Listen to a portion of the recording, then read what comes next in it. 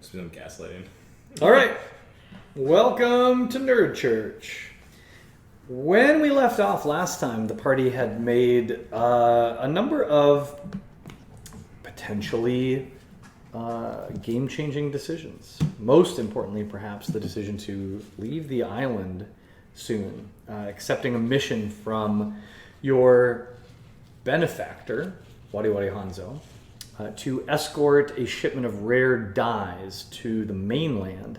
And the ship containing those dyes has arrived overnight and is loading and unloading.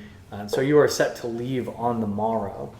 At the same time, the party pooled their resources and bought out the contract of Pando's best friend Lily from the wealthy merchant Meeks, who has been doing her best within the system to buy slaves, and put them on contract to give them a path to free citizenship. She was pleased to do that for Lily. And so Pando is now the proud owner of Lily's contract, allowing Lily to safely and legally leave the city with you, should she choose to do so, which she expressed an interest in doing. Last but certainly not least, the evening's court proceedings were not something that the party chose to attend, being concerned that they might get noticed, although Freya did stretch that decision just a little bit by making a brief, unexpected appearance in front of the stocks to rub it. Very crowded. A very, very crowded environment to rub it in Nip's whiskers one last time, and nearly got caught. Did get caught by a 7-8-year-old child, but the Blades did not believe the story of that the child told. Oh, thank God, right? She managed to get out of there without discovery. We can always depend on the Blades not to believe a child. Yeah. And eventually you all returned to the scratching post, where Pando and Lily celebrated a bit her newfound freedom, or potential freedom, and you all tried to get some rest. I really hope this weighs on Pando. I feel like Pando might actually just pull a 180 on all of us and double down on Lily's contract. Servitude. Yeah. You're going into to business. work for me now. Yeah, I own you. I'm opening an apothecary shop. Yeah. You go pick mushrooms. You awaken to a quiet morning in Chukip, and stepping out into the morning sun, you have a strange sense of, I guess, sort of a cognitive dissonance from the intensity and tension and chaos of the last few days here in this city. The city seems very peaceful, like everybody's kind of gone back about their business. A glance down the hill shows you that the vessel the magistrate came in on has departed in the night on to the next town. And you see a new ship at dock down there, which you assume to be the vessel that you will soon depart on. And so the only other thing I need to tell you is that first thing after breakfast, which today is a little bit different. It's not a fish-based hash like last time. Today it's griddle cakes at the scratching post, piled high with local fruits. Griddle cakes and berries is the breakfast at the scratching post today, with fresh cream. Wow. Air super excited. Yes. Just confused why this wasn't always on the menu. Mm-hmm. Well, the berries are in season. It's late summer here in Chukip, and they are now ripe, and that's when it's griddle cake time. Gotcha. I'm now gonna add that to Air's character, that she actually has a sweet tooth. Oh, I like that. I like that very much. I was just going to say Freya's kind of pissed because she needs some meat. It's really funny because every last session, breakfast seems to be the part where the little character twerks come out because Potham gets up on a stool and orders a stack that is just about as high as he is, and then proceeds to eat them while sounding like a sea otter. Yeah, the happy sea otter noises Yes. are what we know. Have you ever That's how seen Potham those sounds on when he YouTube? Yeah. That's how Potham sounds when he's eating breakfast. Oh, totally. Yeah. Just loves food. Scratching Post is known for two things. It's known for the special drink, what Hairball? the hairball, Yeah. and for breakfast. They make a killer breakfast. Lily has nothing to do with that, but the other thing I need to tell you is that over breakfast, Pando tells all of you that if you're going to leave the island, she just needs to tie up a few loose ends back with her family. And so she is going to join you on the ship later today, but she needs to Panda, you better hurry up. yeah, she needs to tell people that she's leaving. This She ship cannot wait, just yeah. disappear. The ship waits for no one. It doesn't, and it's supposed to leave fairly quickly. That was the other thing too. She does promise to be on the ship when you depart, but needs to take care of a few things. So she bustles off early, right after breakfast. The morning is yours. So what would you like to do first? Do we have any leads, or I have like a made up? Or not made up. I have a little nugget we can track on a little bit. Yeah, I don't know. Do you have anyone you need to say goodbye to? No. No. Well, goodbye is a strong way to put it. Yeah. No, I was gonna just check in with Nell to see if everything's kosher. Oh, well, Sure, can yeah, we definitely do we that. did see Nell. Didn't Nell flash us a? Oh, it did? Yeah. Well, we could go down. You did? We should. We do need to investigate that a little bit. I was worried. I have been really worried about it. Could probably kill two birds because Yeah. you'll almost certainly want to check in with the ship Sure. that you're going to be heading out on. Meet the captain, Check find on out accommodations. departure yeah. times and all Yeah, that. claim bunks, you know. All right, so you're headed for the docks. Sure. Very good. Do we just want to take our luggage there now? Well, yeah. Stow it? Sure. Panda's probably picking up her luggage at her house. Yep. So yeah. So we'll just clear out of the scratching post. Okay. I actually don't have luggage Yeah, because I have, like, escaped a from a sack. slave ship. So yeah. This is a surprise to all of you. The amount of stuff that just turns out Potham has. He's not very tall, and now we all know why he has a servant. Or the little Mechanical homunculus servant. servant. Yeah. I always picture Potham also with like a Duluth pack the size of him. Right. Mm-hmm. Like there's equal parts backpack and gnome. Not Yeah. just one of those. He's got two of them, which the servant is carrying is one, and Potham also is trying to load the So other the one onto Duluth the had front. Yes. Yeah, I like it. Duluth pack, is this Yeah. a thing? Oh yeah, Yeah. Duluth packs. The Duluth Trading Company is. There. If you don't know of the Duluth Trading Company, definitely please sponsor us. That would be great. Oh my god! Yeah, that would be amazing. We have plan amazing on for the rest of underwear. our lives Oh. and amazing underwear. We'll wear all your And- things. well, I thought you were talking about like the canoeing pack. That is what I'm talking Yeah. about. Yeah. With Yeah, the Duluth- is yeah. I'm not. I assume it was the same company, but Duluth packs are these huge backpacks, like Yeah, high that's- volume canvas backpacks. Yeah, for backpacking trips and canoe trips.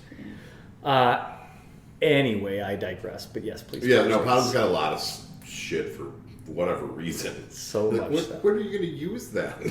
Never know. We've been at the scratching post for the last 2 weeks. You guys just haven't noticed all the stuff that's accumulated. Yeah. I bet. Oh wow, this Broken is DVD player. I think it's a different company. It's a different company. I think so. There's Oh, a dear. Duluth pack. Yeah. And then Yeah. there's Duluth Train Company, but there's Yeah. Duluth pack. Yeah, I thought it was just because the ones we would use on canoe trips were just like this big and they were square, Massive. and they were massive. Yep. You could fit 2 sleeping bags in there, but then all of the rest of your stuff around. All the things. Yeah. Yep. Yeah. You'd get them loaded up and they'd be 40, 50 pounds. Yeah. They were not meant for long hikes. They were meant Right. for just to like portage. Portage. They Yeah. got like a mile portage, and that's about all you needed it for. Anyway, so you pack out of the scratching post. Lily is also not present today. Your assumption would be that she's also packing up or meeting with Pando or figuring it out. But you make your way down towards the docks. When you arrive at the docks, the very first thing you notice is that the stocks that were holding Cleth up near the jail yesterday have been moved, and they are now down here on the dock. All just the cleft stacks. Just Cleth, and he is in the stocks on the dock, facing out to sea. The other thing you notice is that Cleth, who, as I mentioned, having been in the jail for a couple days, it seems, had lost some of his rather substantial girth and was looking very sallow, and his eyes were very red. He looks like that, but much worse, because two things are very obvious as you approach Cleth from behind. One is that his back is laced with slash marks, but he's obviously been whipped or caned. And the wounds are still open on his broad minotaur girth. And the second thing, maybe even worse for those of you that know something of minotaurs, his horns have been removed, have been carved off down to the point where they only extend about an inch out from his head. And they've not been capped, they're just raw. And he is barely standing in the stocks. Looks in very rough shape. The second thing you notice is the same thing you saw from up above, which is the rather sleek-looking merchant vessel that is currently the only ship in the docks. It is not huge. It's not a big galleon, but it looks to hold a substantial amount of cargo. It appears to be built for speed, and it is a sort of gaily painted name across the side of it is called the Anastasia.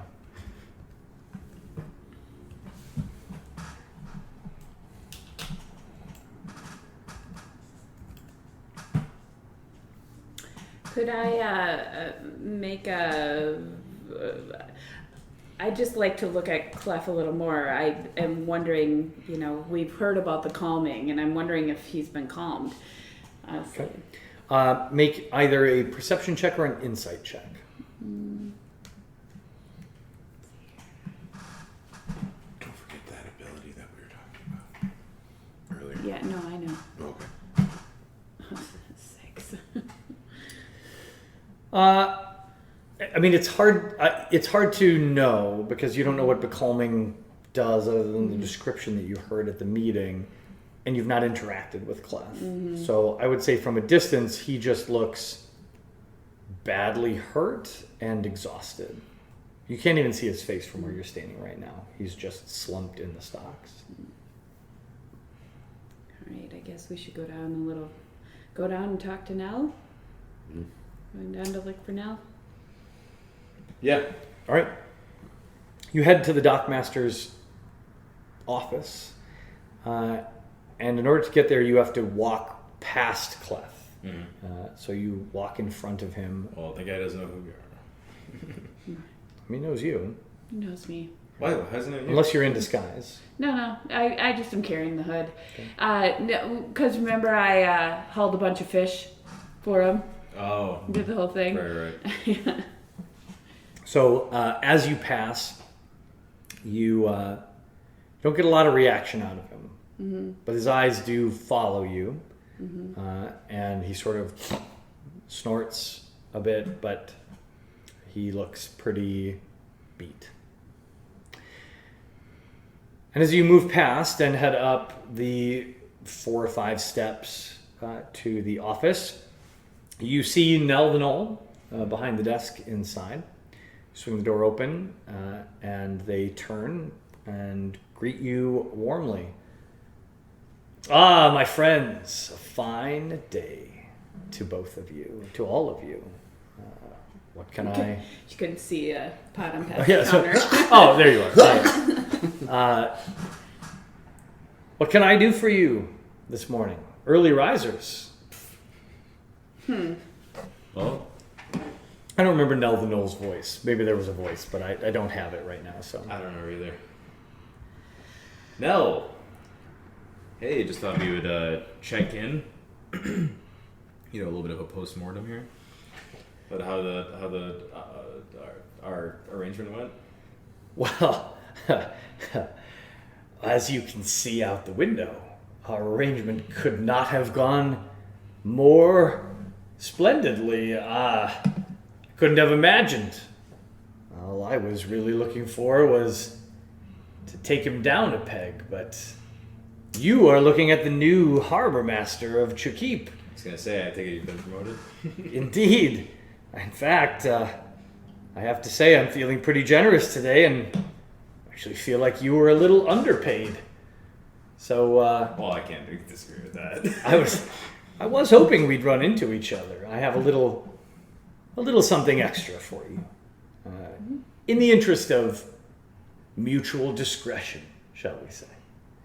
And they reach under the counter and pull up a small, sort of narrow, thin wooden box, and slide it across the desk, across the counter in your direction there. Okay, I'm gonna retcon the last statement a little bit. And Air, you want this for some character development. Air is gonna be like, is not gonna want the money, or whatever the box is. What?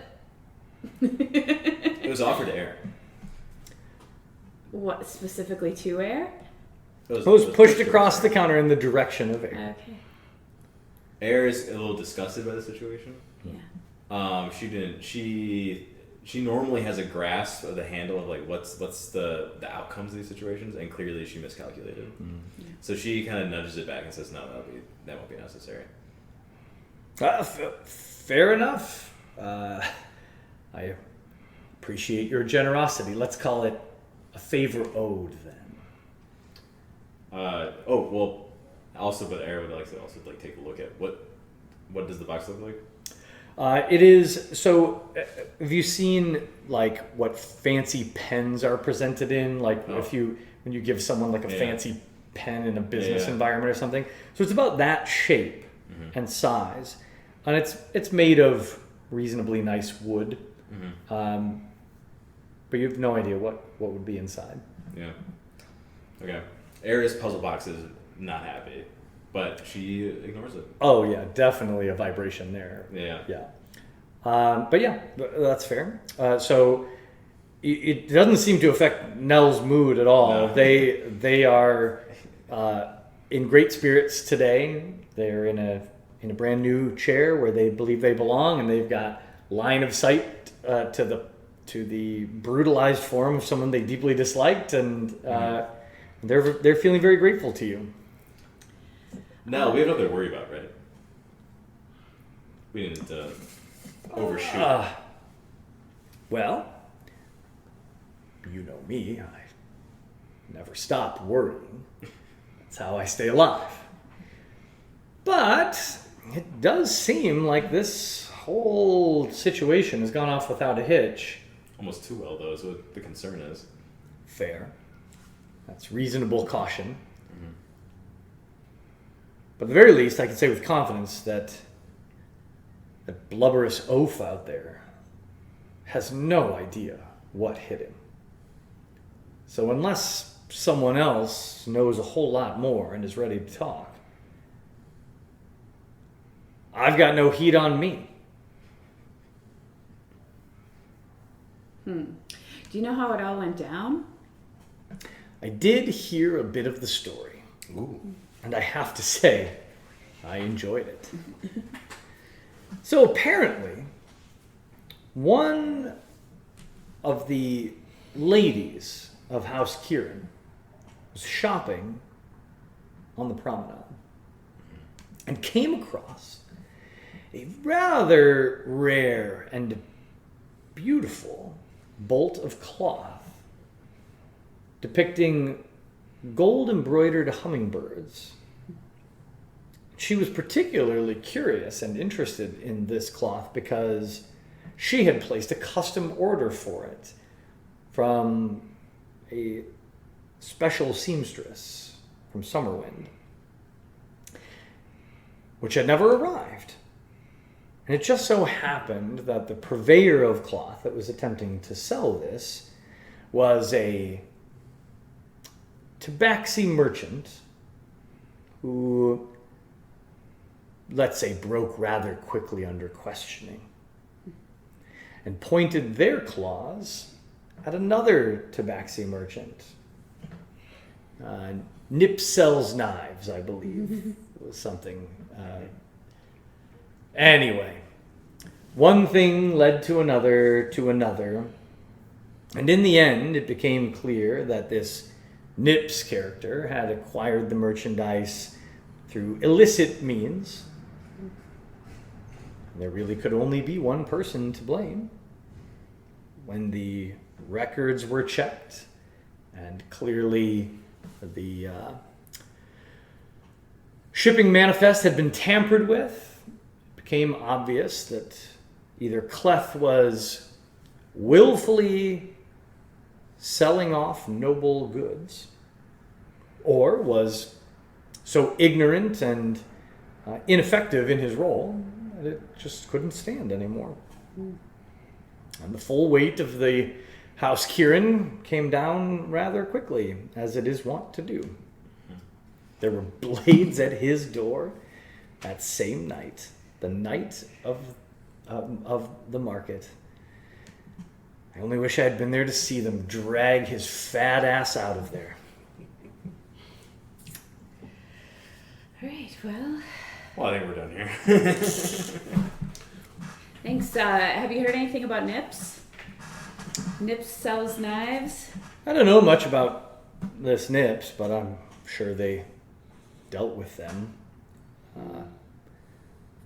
Thieves and fences don't get treated well around here. My assumption would be they lost a paw or two. Do you think, we've heard about the becalming here. Have you heard about that? Was there any other punishment? Yeah, I heard some noise about that. Some new thing. Yeah. Sounds like the magistrate was into it last night. I haven't heard all the details, but it'll be interesting to see what that looks like. Yeah, wasn't They sure. say there's no disfigurement. Yeah. Sounds pretty good.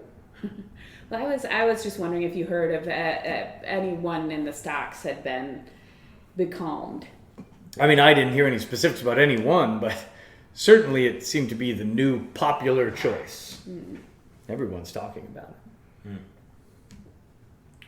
What's gonna happen to our friend out there?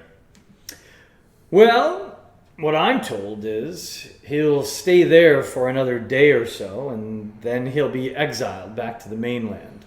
They'll put him on a ship carrying who knows what, chain him underneath, and release him into the wild, so to speak. But if you know anything about Minotaur society, you'll know looking like that, he won't mean much. His life is essentially over. Most likely he'll try to commit ritual suicide through combat. But he's got a little too many pounds on him for much combat, so I don't think he'll have too hard a time with the suicide part. All right. Well, Should we go check out the ship? yeah, anything. We're set to depart on the merchant ship that sailed in, the Anastasia. Anastasia. Oh, is that right? Yeah. You'll be on the Anastasia. Oh, very good. Well, Captain Pinesap is on the ship right now. If you want to check in, I'm thinking they'll be out of here long before the sun starts to set. Mm-hmm. He seems to be seems to run a tight ship, so I imagine it won't take long. They weren't taking on much here anyway. It's more of a resupply. Well, safe journey to you then. All right, we're Alright. gonna See you around, head Nell. down. Good luck, Here. Nell. I owe you one. Good. Yeah, Well, thanks for reminding me. yeah. No, we'll keep that in the back pocket. No, you didn't see us leave. Ah. You're right. You're right. Air. I don't owe you one. Sorry, guys. And with that, Nell turns and starts rifling through some papers. Yeah. Yeah, I was just gonna ask for some more information on the Anastasia on there. Yeah, but that's what I was trying to open up. All of a sudden it happened, and I was like, shoot. I was gonna try to do some information seeking. So should we not walk onto the boat on the ship? Is that like, if we're concerned about telling Nell that we're... I think we just want to conceal.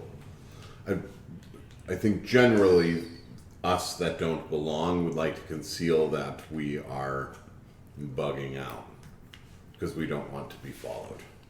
Yeah. But should we not just like walk onto the ship then in broad daylight, following the same logic, or? You know what we could do? We could go and find out what happened to Nips. I know, I was sort of thinking that.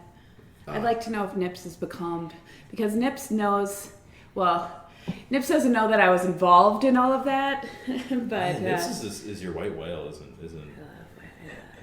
And especially because the news let it was go. yeah. not, oh, she'll be dead. Was, merchants, they probably lost a paw, you know. Yeah. Oh, Or yes. becalmed. That's what I want to know. Oh yes. So is this gonna? I feel like maybe we should let things lay. I don't Well, know. because If Nips you- knows that the two of you were involved. Yeah, but me going to her with her knowing we were involved seems like a poor choice. Well, the thing is that we don't have to necessarily go Go and to find Nips. her. We can, Yeah. you know, from a distance. Oh, okay. Let's buzz on over and talk to Captain Pinesap here. I feel like we're really tempting fate by keeping going back to Nips every Nips. day or so. Nips. Where you headed? Let's go check in with Captain Pinesap quick. Okay.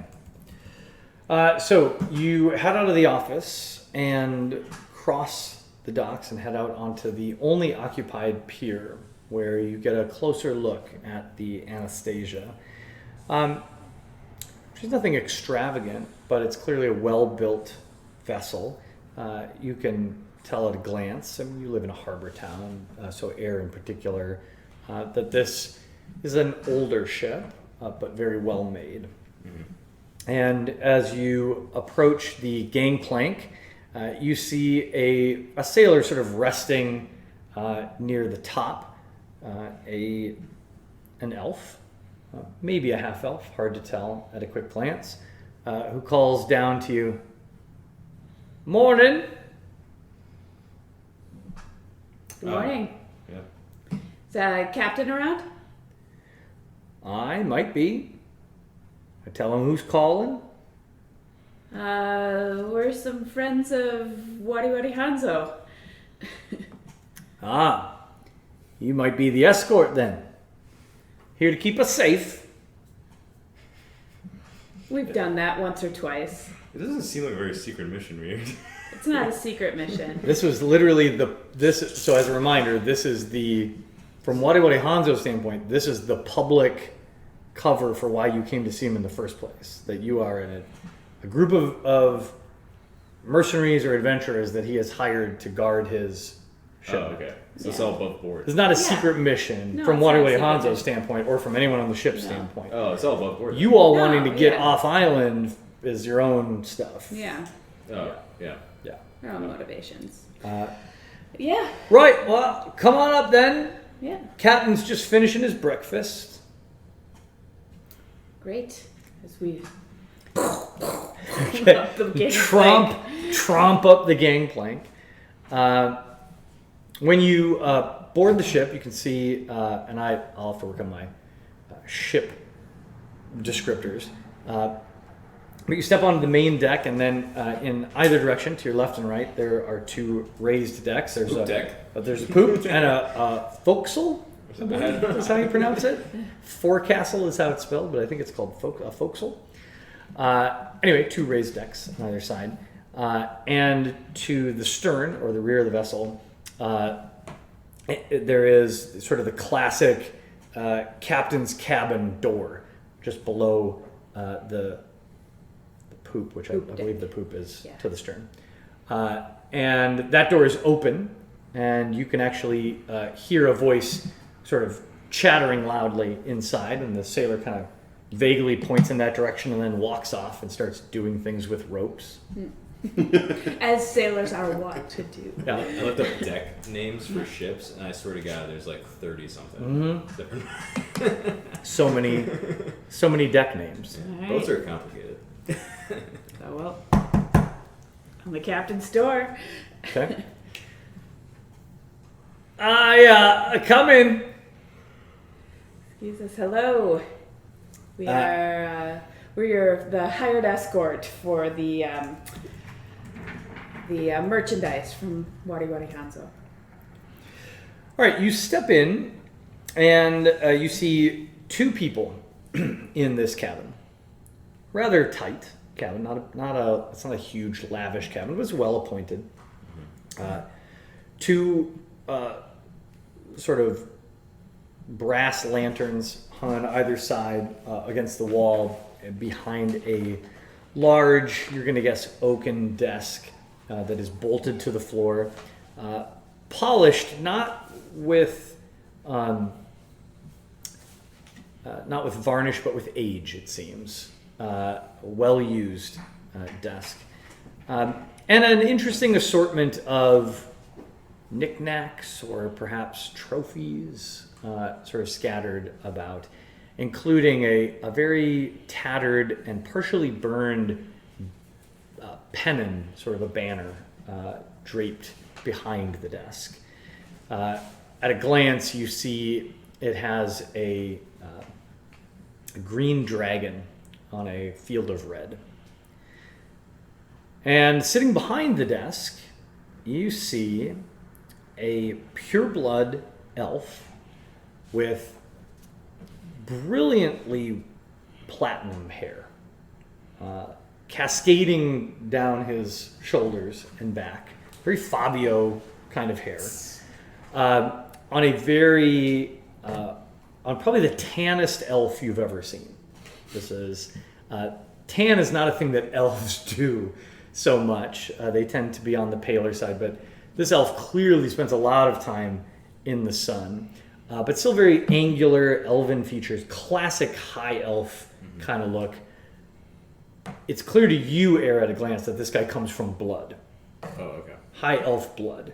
But he doesn't carry himself that way. He is draped across the chair, a booted foot up on the desk, sort of lounging back, with a wine glass in one hand. Oh, this guy. I like this guy. Early, some breakfast wine, Yeah. apparently, sort of swirling it. And he looks up at you with blazingly bright green eyes and says,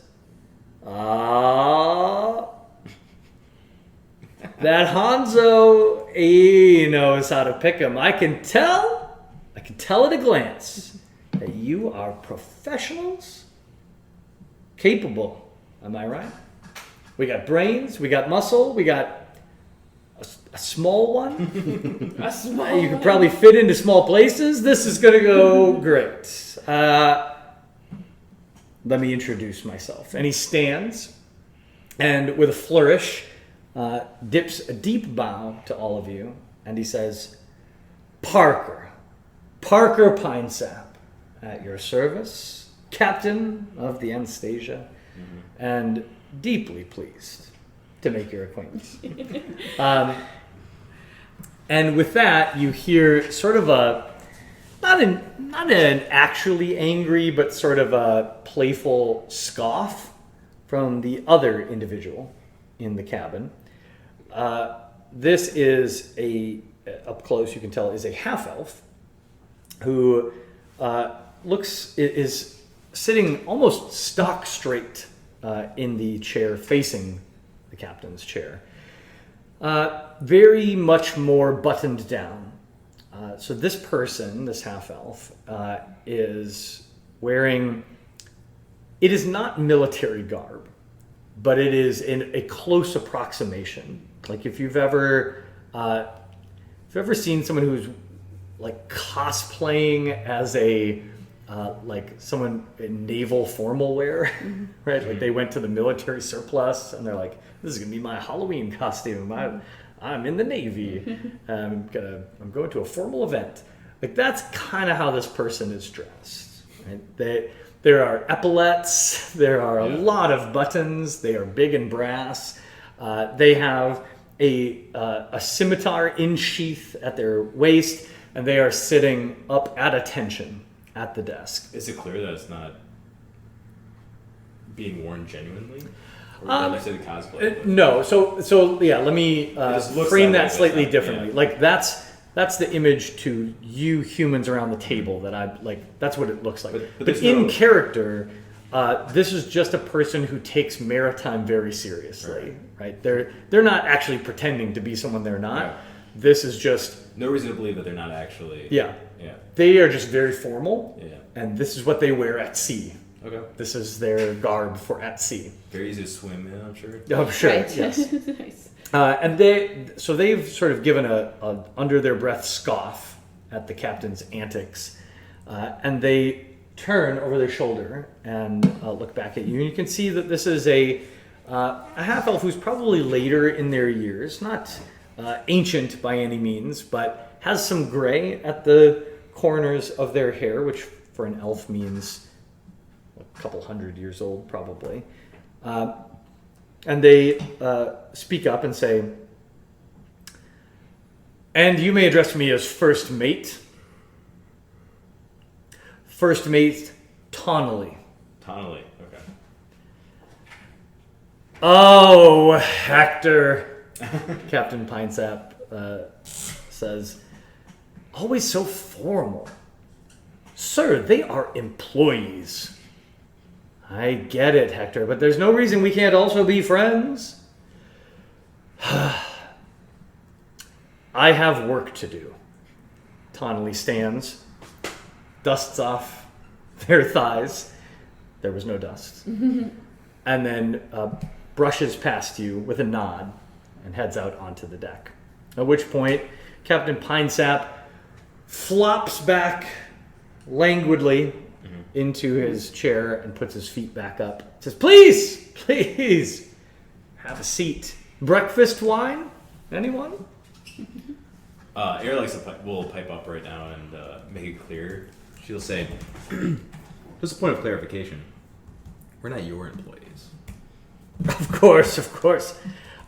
You'll have to forgive Hector. He is very good at his job. But Sure he he is. takes things very seriously. Really, I mean everything.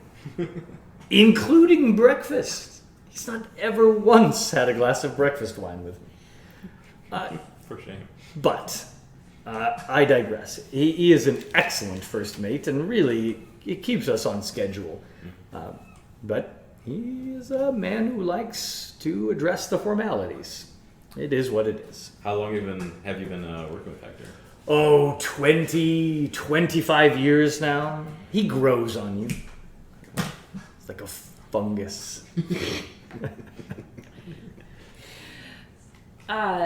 So, just one thing that I didn't realize about second level barbarian Yeah. is that I have gained an uncanny sense of when things nearby aren't as they should be. Sure. And Sure. Preternatural. So yeah, I just I want to start to use that a little bit more. So I just want to get a feel for this for the ship and everything. Does everything feel like straightforward? Are things am I getting a spidey sense of any danger here? Is this under danger sense? Yeah. Okay. So what I'm going to ask here is that you tell me what kind of check you want to make. Okay. So if you would like to make a perception check, that would be to like sense if there is literal physical danger around you. Like, is something fixing to pounce? Is there traps, uncomfortable noises, things that look out of place? Like, am I okay? Versus an insight check, Somebody which wearing is, a am I getting a cosplay. read on these people Yeah. that makes me feel like they're actually secret cannibals or vampires, cultists, right? That kind of Yeah. thing. Or really the CrossFit, Right, right. Yeah, like they're vegans who are going to try to recruit me into their MLM schemes. yeah. A lot of essential oils. How many essential oils do I see in this cabin? You know how you can tell if someone's a vegan? They'll tell you. Trust me. Trust me. They'll tell you. Yeah, an insight check. I'd like to make an insight What check. did I say this uptight guy's name was? Sorry, I'm creating. Hector. Hector. Tonnelly. So I'm creating these First NPCs mate on the fly. Tonnelly. First mate Tonnelly. Okay, got I'm it. gonna make an insight check. Oh, but I'm supposed to have an uncanny sense of danger. Well, your uncanny sense of danger is more like a log is about to hit you and you leap out of the way. That's kind of or like the eyes in the back of your head have detected the axe that's inbound. It's a little Okay. less like, this guy's creeping me out. Yeah. But, fair. Danger's danger. Dangerous danger. Dangerous danger. Yep. Stranger danger. Stranger danger. Yes, my. How'd you roll? A 3. A 3. Yeah. Everybody seems really cool. This guy, breakfast wine guy, Really seems cool. really cool. I want to be his friend. Yeah, I mean, back in your homeland, breakfast mead was super a thing. Yeah. And this doesn't seem too far off. Feel more at home. This guy parties, and you're down. Yeah. That's kind of the vibe. Okay, I'm cool with it. I think it's important to know that we are missing one of our party right now. We will have a 4th that's joining us. Maybe a 5th. Maybe a 5th. Actually, a 5th also in our party. Well, that's More the merrier. That's vague. But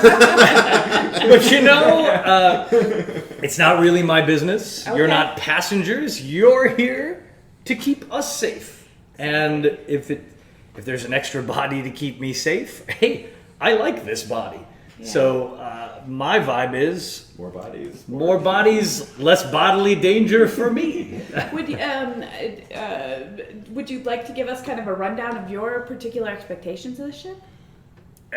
Indeed, that's a great idea. I like. How do you run your ship? How do you Yeah. run your ship? Yeah. Well, Probably ship shape. if I can be honest with you, it's really Hector who runs the ship. I'm more of the, how do I say this? Spirit? Figurehead? The dreamer. I set the course. I keep the crew enthusiastic. You're in charge of big ideas. That's right. You point vaguely at the horizon, and then Hector actually plots the Look, course. I do the vision part, right? The visionary. I do a lot of vision mapping. You are vision a quests. visionary. I Yeah, can tell. I wrote the mission statement. So Okay. listen, Hector runs the day to day. If it weren't for Hector, we would not leave on time, and we would not get places on time. But Hector's not much for How to say it? navigation. He can plot a course on a map. He's very smart, but he doesn't feel the winds. He doesn't know the seas. I grew up on the ocean. My first friend was a sea turtle. His name was Marcus. He was very articulate. For a sea turtle, I mean, well, relative. It's all relative. Yeah. So Hector manages the business side of the operations. I guess I'm sort of the talent. The face. Yeah. Yeah, it's fine. So, anyway, you were asking about expectations for the journey. So, this is not a lift. We have about a day and a half, if the wind is in our favor, to the mainland. When we land, you will disembark. My crew and I will, well, not me so much, but my crew, will assist you in unloading the goods onto a wagon, which I believe has already been reserved for you. And then the rest of your journey is really none of my business, but you will accompany the caravan to the destination where Mr. Hanzo's Dyes will be sold off. Really, on the ship, your job is simple. Keep us alive. Make sure the ship doesn't take any damage. Make sure I don't lose any of my crew. Make sure the cargo is not harmed. I will just say, because we have had escorts before who chose to prioritize the well-being of the cargo over the well-being of my crew, that I won't look fondly on that. If you're going to be on my ship, your job, I believe, is to keep all of us safe. If we get into a situation where it's a choice between some dye or one of my men, or women, or people, I expect you to take care of the people on my ship. And if you have a problem with that, you're on the wrong ship. Do we see eye to eye on that? Certainly dodges we the value question. life. We certainly value life. Air dodges the question, asks, are you expecting to run into trouble? Not particularly. The journey to the mainland is brief, and these are imperial waters. They're fairly well traveled. But it is a wide and wild world out there. Yeah. Have you ever had any issues with it being imperial waters? No. Okay. We run an above-board operation here. Everything is in order. Of course.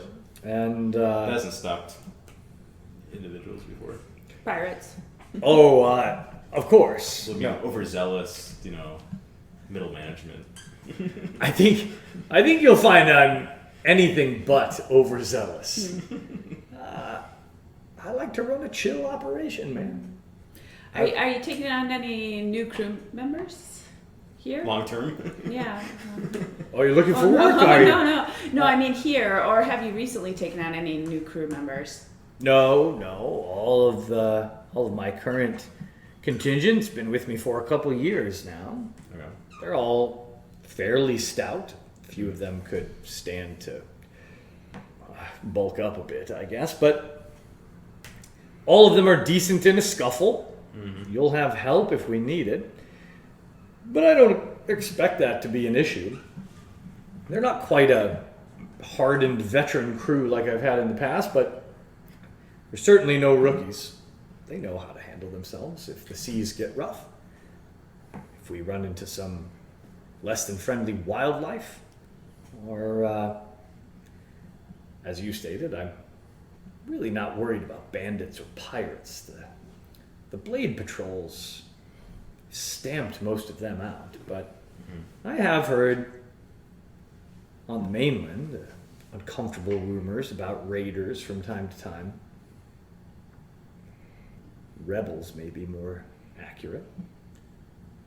But I've not run into anything like that in the last couple of years, and those rumors have been dangling out there for some time. But it's not uncommon to run into hostile wildlife, let's say. The ocean is An ocean? just a different kind of wilderness. You never know.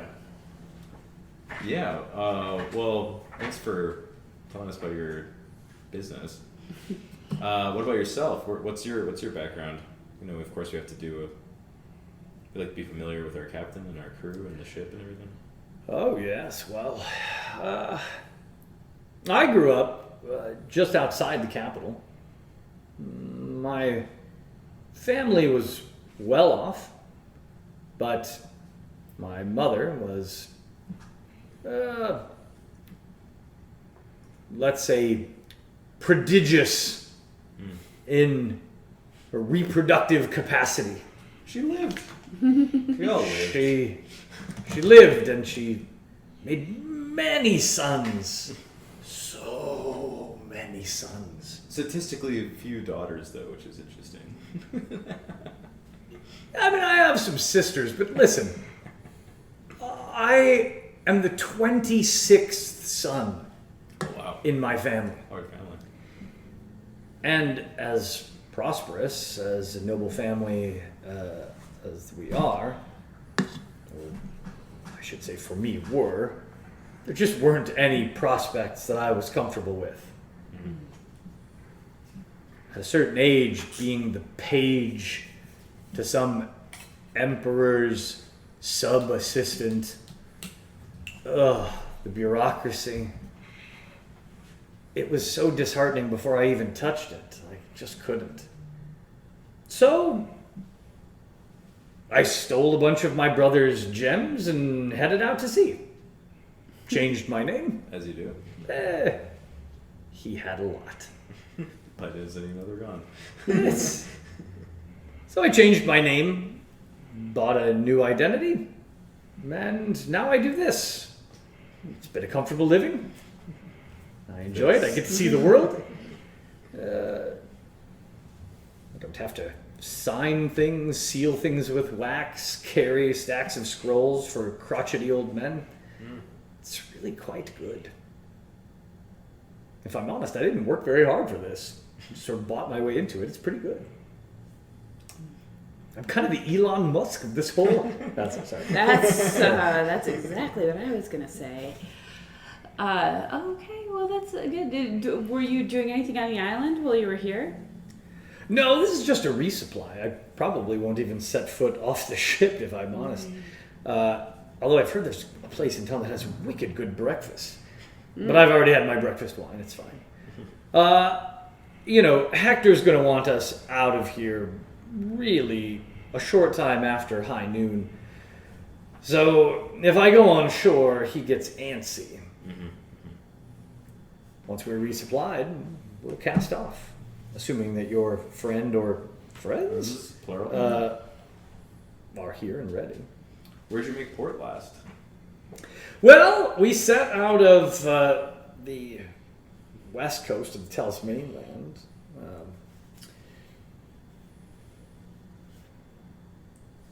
The name of that port. A small nothing village. There's so many port towns over there, and I've been to so many of them. I believe it was called San Diego or something of that nature. Not a large city though. But it was a good place to pick up these dyes. Apparently, there's a lot of interesting plant life and weird butterflies and blah, blah, Whatever. blah. It doesn't matter. But it is a place where many of the caravans from deeper into the continent come from. And so anyway, when we left San Diego, we came directly here. It's a long voyage across the Great Sea. But it was a comfortable one. We were well rationed, well victualled. But it is nice to be here back in the homeland and get some good local food again. Oh, I did miss it. Have you ever ventured to the Dragonlands? No. But No, I'm very curious. There's a vibrant wildness up there that I would love to explore. Although I'm not extremely fond of the cold. But that can be accounted for. I'll buy many furs. It'll be fun. Maybe sometime as a jaunt, take a little something up there. Occasionally, I have heard that they are fond of the fire gems from the southern region. So perhaps I'll pick up a load of those someday. If work takes me up there, I'll tack a few days on and explore. But haven't had the opportunity yet. Is that where you're from? Indeed. Yeah. It was an unplanned voyage down here. So Oh, those are the most fun kind. they are. every That voyage they is are. something. Yes. It's about the voyage, really, not the destination. That's what a Certainly. guru told me once. Certainly. Yeah. Well, we have a little more business to take care of and to gather up our other members, and so we'll be back before high noon. Yes, splendid. You will want to know where you're staying, Yes. and that's a Hector question. So off you go. Yes. I'm sure he's pacing about on deck, waiting to intercept you and tell you any number of things. Yeah. I'm going to get back to my breakfast wine, and I've got some visioning to do. Yeah. Yes. Manifesting. Reconnect with you soon. Yes. Walk out on the deck and take a look around for first mate. Hector. First mate. Uh, Tom. Tonally. Tonally. A lot of T names in this. First mate Tonally. Are you about? Yeah, well, so you see him immediately You as you come back announce on deck. And he She just says it anyway. just as the captain predicted, First Mate Tonley is sort of anxiously pacing the deck as if he's just waiting for you to come out of the captain's cabin. And as soon as he sees you, he paces directly towards you and says, "Yes, well, Sir. yes, well, Yes. thank you, yes." Yes. About time, yes.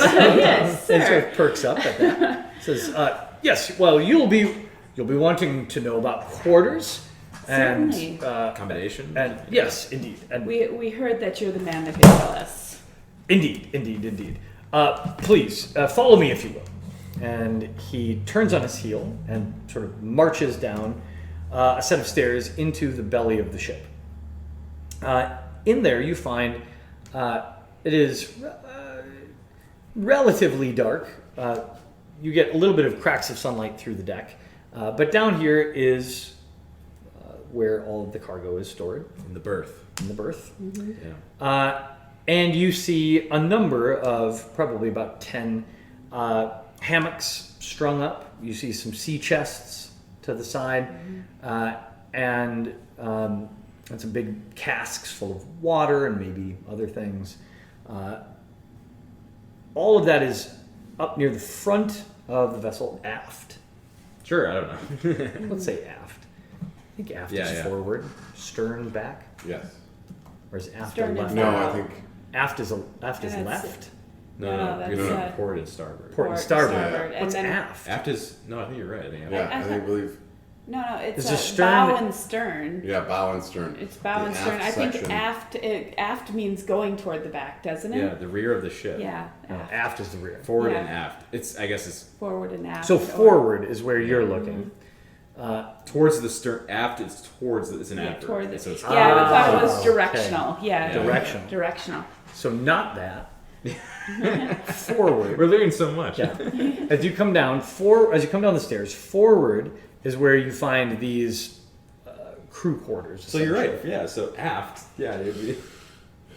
As you're heading towards the Oh, stern. sorry. No. They're toward the bow. Of Heading the towards the ship. bow. Oh, okay, The bow yeah, of the yeah. ship is the crew quarters. Yep. Let's not read Okay. Liddy at this. Yeah. So, regardless, this area is essentially the smallest square footage they could dedicate to living quarters to accommodate the very most cargo space. Sorry, you're completely right. Yeah. I think Aft is rear, going towards the rear. Yeah. Forward is going forward. yes. Okay, good. So forward is where the quarters are. Hammocks, sea chests, some basic victuals. And he sort of gestures at these and says, "You may claim any of these for your use." I don't think any's Freya sized. You'd be surprised. Okay. Some of them are a good size. You've not Okay. seen all the crew members here, but there are definitely some A that are variety of crew members. much larger than Types. others. Yeah. Crew members. Yeah, so you're all able to find a comfortable space. Mm-hmm. It's not lavish by any means, but I think you've all slept in worse at different points in your journeys, with the possible exception of Pando, who is not here. So she can complain later. Yep. He then ticks off a bit of information about sort of the comings and goings of the crew, expectations for morning call when crew members are expected to be on deck. That will only include you to the extent that you are expected to keep regular watches in rotation so that there is always someone on deck from your crew, from the escort crew, who can be ready to rouse the others in case of emergency. He explains that 3 meals a day are served on the ship, or technically 2, and the other is meant for you to prepare yourselves. So basically, it's continental breakfast, make your own breakfast down here out of whatever you can scrounge, and then there's sort of a cold lunch that they'll circulate, a cabin boy will run around, and then there's sort of a communal dinner that the the ship's cook prepares, usually some kind of soup or stew, something like that. and he says that they will have a lookout up in the crow's nest who will help watch for danger, but that you are expected to have a member of your team on the deck at any given time, awake and keeping watch 24 hours a day.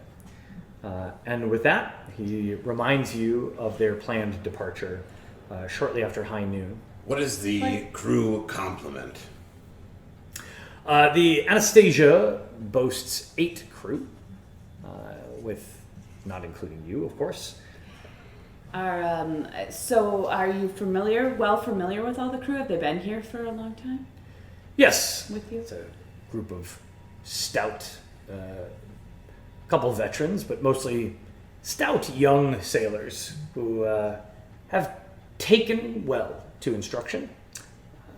I have come to trust their intent, if not always their execution. They all have a little polish yet ahead of them, but they work hard, they listen to instruction, and they arrive and depart on time. That's all I can ask for. That is all you can ask for. They've been given no shore leave at this destination. We're merely resupplying. So all of them are busily about somewhere, either loading or unloading. What is the ship's weapons capabilities? An excellent question. We have a number of crossbows and several crew who know how to use them. And we have one mounted ballista on the forecastle. Sure. On the poop. We have one mounted ballista on the poop. On the back. Yes, or you land-bound on the back of the ship. At the back. Yeah, Yes. right. Uh, Towards the aft. apart Aft. from that, we rely on you to keep us safe. This is not a ship of war. It is meant to move quickly, and so in most cases, should we encounter danger, the captain and I will try to take us as quickly away from it as possible. Any other questions? I have several things to do. Any spellcasters on board? No. We are not, well, apart from the most basic cantrips that everyone is capable of, we have no experienced spellcasters on board. Just a mere suggestion. Getting an intern. Shut up. An interning sorcerer of some sort is always just... Need any recommendations? Indeed. Your suggestion is noted. With that, I have, as I mentioned, an extensive task list to ensure that we are able to depart on time. So Certainly. you may leave your things here. As long as you are on board the vessel by high noon, I don't think we'll have a problem. You may submit to me your written watch plan upon your return. Commander, you'll submit to us your able crew that can use those crossbows, correct? Indeed, you'll meet all the crew upon your return. Before we set sail, I will ensure that introductions are made and everyone has expressed their capabilities so that you have a complete inventory. So, just a point of order, when you say a ballast, you're talking about Ballista. cannon. Ballista. Ballista. It's like a What- very large crossbow, Oh, okay. like a siege engine size crossbow. And you have enough ammunition for these crossbows and the. Oh yes, we're well stocked. Yeah. Okay. All right. Okay. To synchronize our clocks, what time do you have, First Mate Tonnelly? He peeks up out of the hold and says, "Looks about mid-morning. So we'll see you back here just at high noon." Okay. All right. And with that, he sort of marches out, goes about his business. Okay, let's we motor on up. Let's go on up to the. I would like to ask a few questions about Nips. Oh my god. If you guys want to wait for me, that's fine. But maybe I am going to seek up. I would like to know if Nips is calmed. sort of feel like you shouldn't go alone. Nips knows that both of you were involved.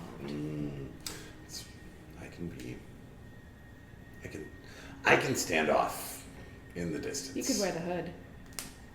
Could wear the hood. All right. Do you want to wait here, or do you have anything else to do? No, Arrow will come along, but she's definitely keeping her distance. She's not going to be.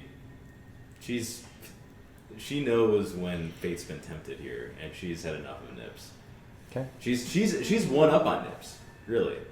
She feels like she needs to like just take the win and walk away. Not wrong. No. Well, I also want to know what's going on with Nips. Because just because I want to know what's going on with Nips, but Nips is the one that can sell both of you out at any point to anybody that'll listen. Do you really? If she would have done it, she would have, or if they would have done it, they would have done it by now. Yeah, or maybe you don't know. Well, it is market day, Yeah. so you know where to find Nips. I would like to just run Maybe. up to the market. How far of a walk is it up there? Do you have time to get up and back? Oh yeah, sure. Yeah. I mean, you can get across this entire town in Oh, yeah. 20 minutes. I'm so just gonna. I want to. I'm you all gonna have zip several up to the hours market before here. you need to be worried about being on the ship. We said mid morning. I assumed it was like 10. Yeah, that gives you 2 hours. Yeah, it gives us 2 hours. Okay, yeah. I'd just like to go up to the market. All right. Are you all accompanying Freya to the market? Yeah, at a distance. Okay. All right. At a distance. Okay. I'm up. I mean, we'll walk with her up there. Sure. And Once then- we Back. identify Nips. Okay.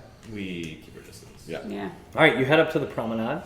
And when you arrive, you find a very normal feeling market in progress. It's mid to late morning. The I will wear that hood. Oh, sorry. Before I leave, yeah. I give Clef some water. Yeah. Okay. Yeah. Fair. Clef drinks it greedily and sort of looks confused at you and says, I don't understand why. I don't deserve your courtesy. And then Air real stoically goes, "Oh, you deserve a lot more than that," and just walks off. Okay. Sounds good. All right. I'm just going to. Okay, so that happened, Yeah. and so we're heading up to the market. Yep. I just when we get up to the market, I'd just like to look around, see what stalls are there. If there's a stall that is selling weapons or knives that looks like Nips from before, I'm just kind of looking. Sure. I love this will they won't they that happens between you and him. Once they get together, the whole series is really bombed. You I should see the fanfic. I'm just saying. I just wasn't into it after they got together finally. I just couldn't keep watching it. Well, no. So the thing is that there's nothing more romantic than having an ultimate hatred? enemy. Oh, yeah. The hatred. Having my ultimate Love and enemy. hatred, very similar. No, I emotions. just want to. That's what I told Nips too. We could have had a famous rivalry. We could have been true rivals. We could have been But you have We ruined it. heroes forever and ever. You arrive at the promenade and immediately see in her normal spot, laid out on a blanket with dozens of knives, Nips, standing where you are now accustomed to seeing her, engaged in dialogue with a customer. Yeah, I think I'm going to go up to Nips' stall. Okay. You approach Nip's stall. Just before that happens, of course, I'm wearing the mask. I just grab Freya's hand. Is it worth it? I just want to talk.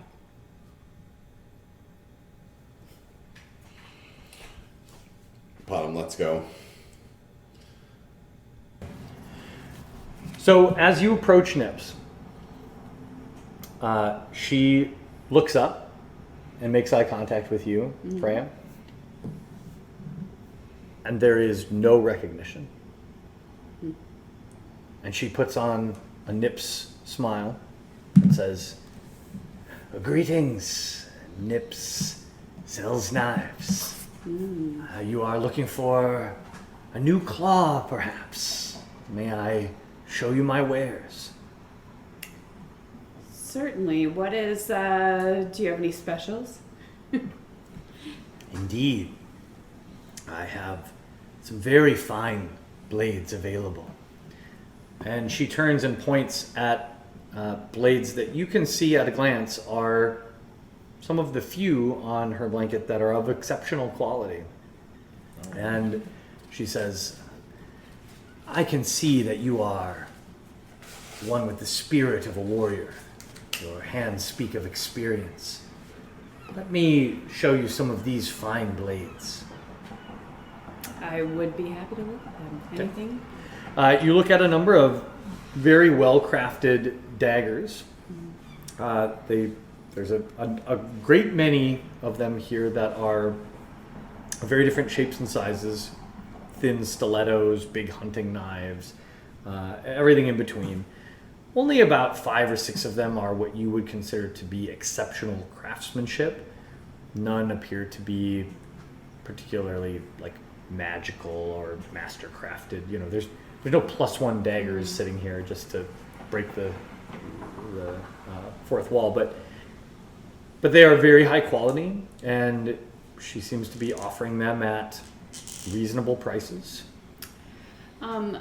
So tell me, Nips, it feels like we have met each other before. Would we possibly have known each other? At this point, I'm just gonna turn over and be like, "This is gross. This is sick. This is just asking for trouble." I don't want to be here. So when you say this, Nips pauses for a moment, and you just for a second see almost like a pained expression on her face, like she's struggling to think of something, and it may even physically hurt. And she says, I'm certain I would remember an imposing figure like yourself. Perhaps it is just that many of us look alike." Is there anybody else at the stall right now? No, there are no other customers, just you all. I'm gonna lean down and whisper to Nips. Okay. I know you're in there. I know you're in there, Nips. That's all I'm gonna say. I don't know if you can. When you whisper this, Nips looks deeply confused, and then looks a little panicked. And then her jaw clenches down violently. Oh, we needed this. Thank you. And you see little bubbles of spit coming out of the corner of her mouth. And you hear in the back of her throat like a...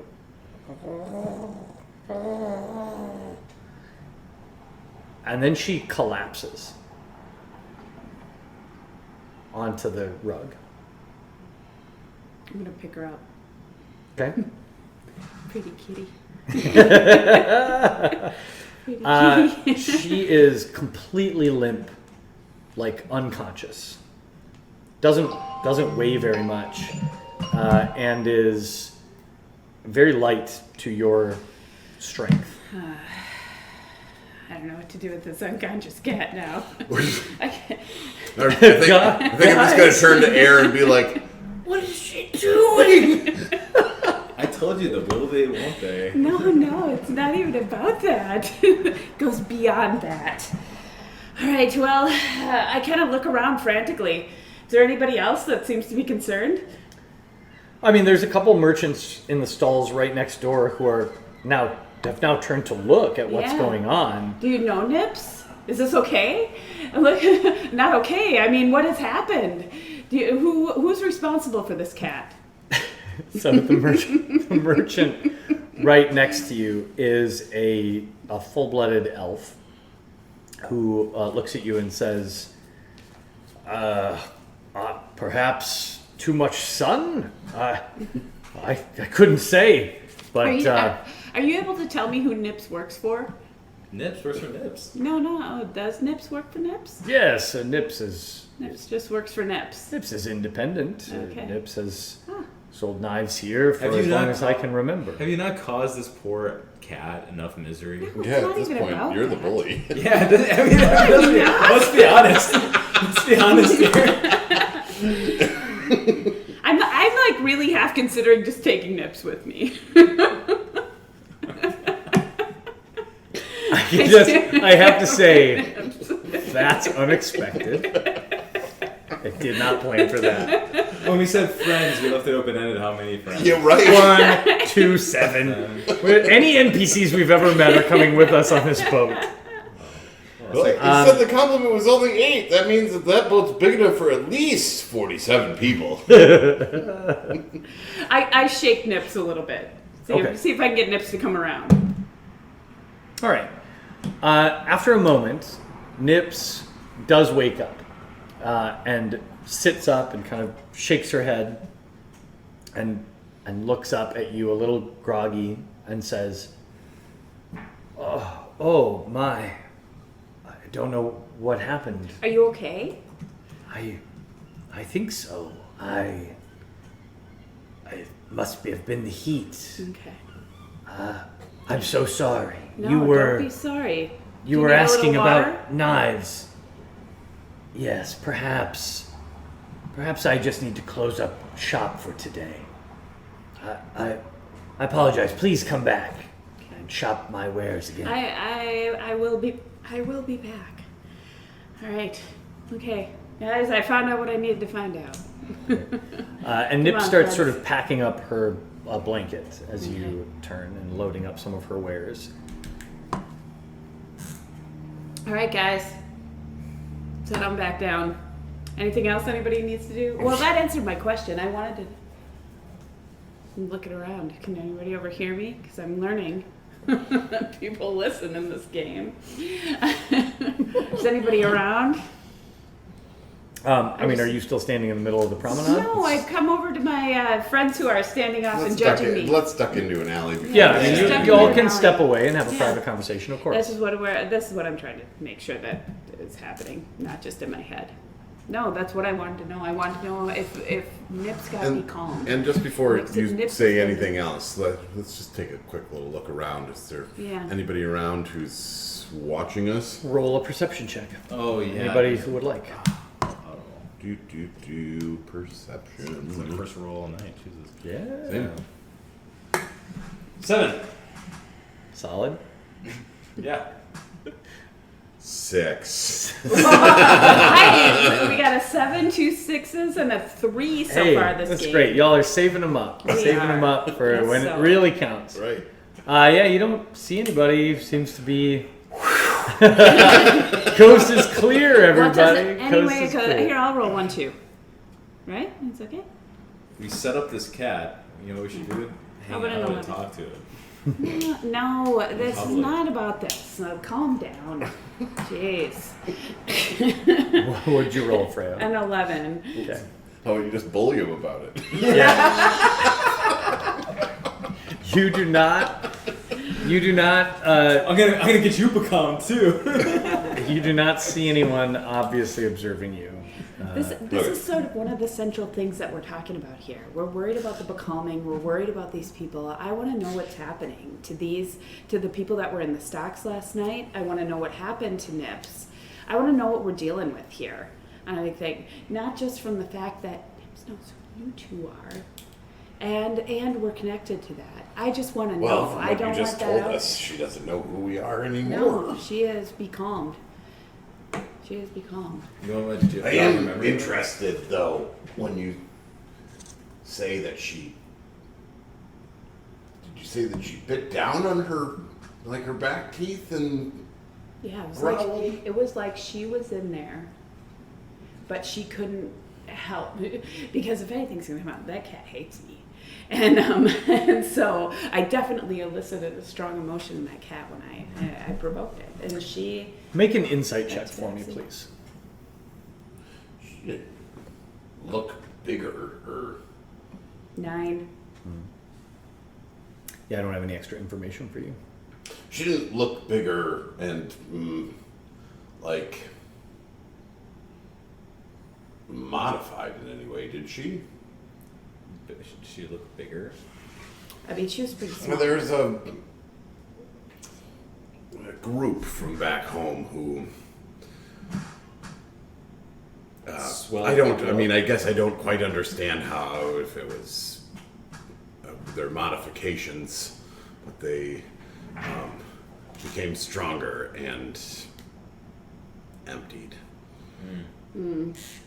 They served a what were they? What was the creature that they served? The hunger. I'm gonna retcon this No? real quick. Oh, I can't? Because there's no way He lived in canonically. Summerwind for. That's fine, but Okay. he would not be aware. Potham was out of the continent before the cult was revealed, Okay. so he would not have a name for this. Okay. I'm okay with him having heard about this this tribe and having heard about the husks, but definitely could not put a name to this Okay. cult. No. I got it. All right. Nips did not look physically any different. Okay.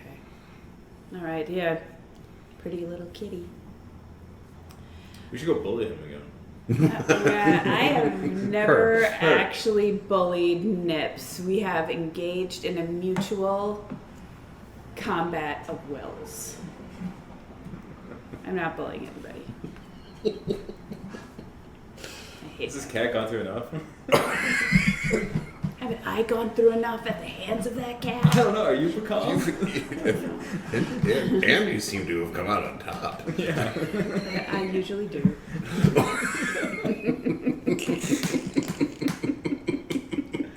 Oh shit.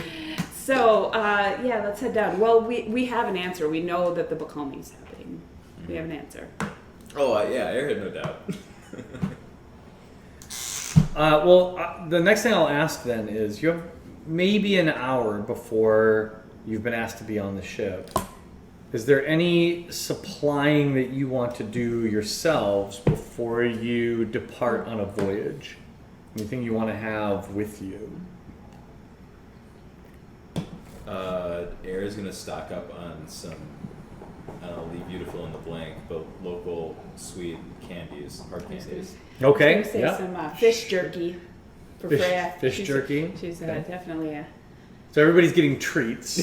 Snacks. It's good. Snacks are number one priority. peanut Snack. M&Ms. You know, a lot of D&D parties would be like, we need healing potions. We need already we need to said. grab some essential. We need rope.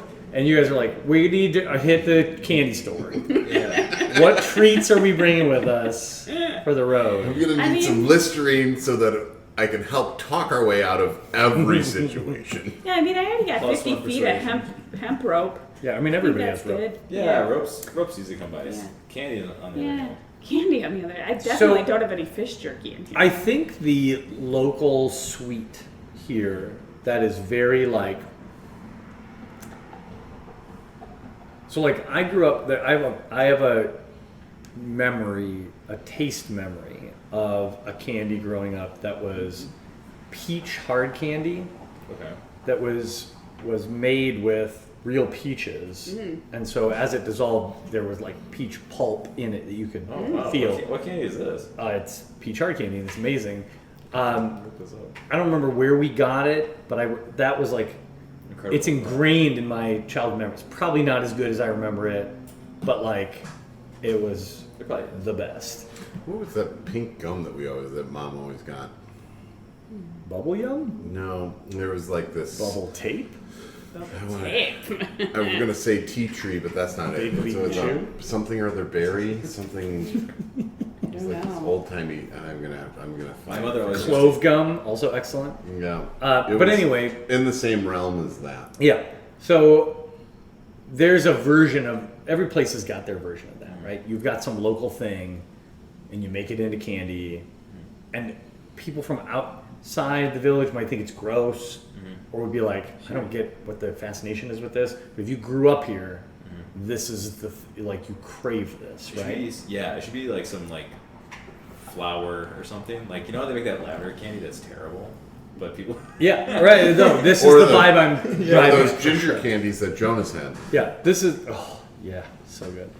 But this is the vibe I'm driving at. So what I think is that in the sea caves outside Chukip, there is it's like a moss that grows in the saltwater spray. Really, really briny, really earthy. It's really briny, but it also has a bit of an anise flavor to it. And I think they grind this up and they make like almost a tea out of it. It's not a tea. Maybe some of the adults drink it as a tea, but then they mix it with a ton of sugar and turn it into a candy. I love it. And it is like a sweet, salty anise. Oh, that sounds awesome. Hard candy. I would try that. It's like salty licorice. Oh yes, Is basically what the taste ends up being like, and it is like aggressively sticky, like pull out your teeth sticky, like the kind of candy that you cannot have if you have braces in our world. Like you Or would, fillings. or fillings, yeah. You It would, don't it have would them any longer. just rip a filling out for sure. Like it's that level of sticky. So it is the kind of candy you have to let dissolve on your tongue, and no kid is patient enough. And so, like 1 in 10 kids on the island has yanked out a tooth on this stuff at some point because they're not patient enough to just let it dissolve on their tongue. I love it. You've got a baggie of that. Nice. Yeah. Is there a name for it? Yes. You bastard. There is. Obviously, there's a name for it. And it's called It is called. something. They're called margin drops. Marzen. Pronounced margin. Margin drops. Right? And they are Oh, here we go. Jesus. they are the size of like a sweet pea. How do you spell that again? Marzen. Margin drops. They're like the size of a sweet pea. And in order to put them in a baggie, they have to be coated in a little bit of the powdered moss to keep them from sticking to each other. So they look like, once you suck the moss dust off of them, they're transparent and shiny. And if you hold them up to the sun, they look like a little drop of maple syrup almost. Oh, sure. Yeah. But in your baggie, they look like dusty marbles. They're the size of a sweet pea. You guys make me improv NPCs, and now you make me improv candy. You're very good at it. Jeez. I'm going to have to put that in my notes, so that I have lore notes about candy. Because I know in a year, You're you're going to be like, I pull out my margin drops, You're like, what the hell is that? and I offer them to them, and So-and-so. describe the flavor. Describe the flavor of the margin Yeah, drops. how does so like this? What's a margin drop? And Hector's here, too. Who's the caricature that sells Martian drops? It's Martian Martin. Surprised you didn't know. Martin. All right. Okay, so you got treats. Anything else you want to acquire before you get on a ship and set sail? I have everything that I need. I Yeah, carry it we're with good. me. We're a really boring crew, I feel like. I mean, I'm not trying to railroad anybody here, but like there are shops in this town that sell equipment, Sure, yeah. armor, weapons, Yeah. the healing problem is- supplies. Like this is a normal fantasy town that has a bunch Yeah. of stuff. I don't know Sure. about that. Y'all never buy this stuff. You occasionally have money, but then you buy people with it. Yeah. Okay. What's let me I mean, I see. love that you're constantly broke. That's a vibe in this game that I really dig.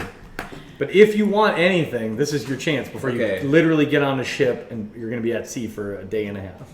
Okay. At least. You got me. I'm not gonna be able to afford it, but we'll see anyway. Medium armor. I'm looking for some medium armor. Okay. Alright. Air is looking for an armorer. This is weird. Armist. For it's like you're You hate shopping missions. I know. I'm not trying Here to. you are. You're like, Trying to sell come a on, shopping shop, you guys. Bastards, come on. wrong? You're even at the market. I'm just worried about you, is all. Okay. Yeah. So there's definitely armorers here. Okay. In the mercantile, there is sort of a functional armorer, I would say, who makes like workaday kind of stuff, and then there's sort of a high-end,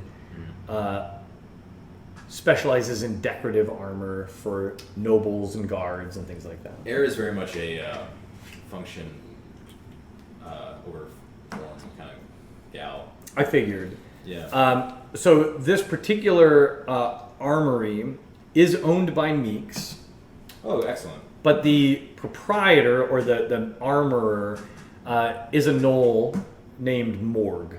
Okay. And so Morg runs the shop. He's got a little helper who does most of the talking because Morg's more about hitting stuff with a hammer Yeah, of course. and dealing with the heat.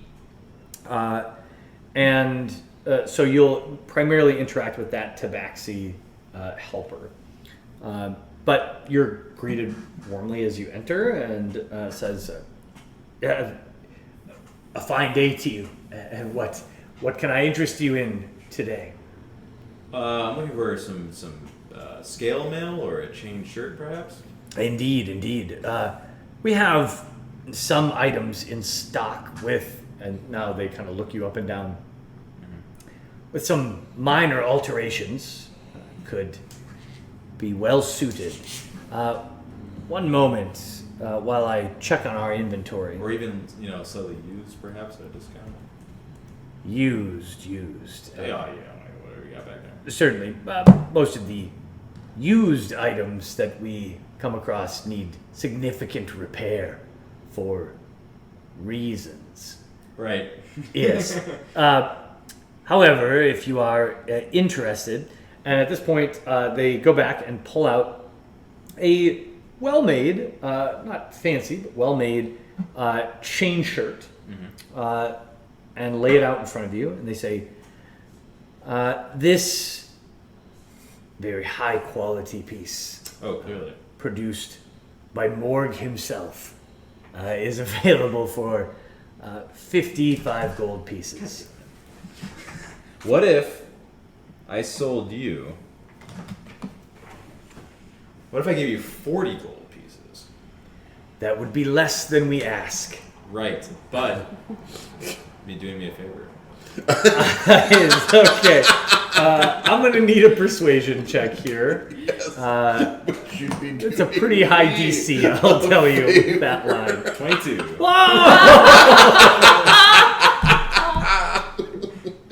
Okay. Looks up and down. 45%. Okay. So the Tabaxi sort of pauses for a moment and says, a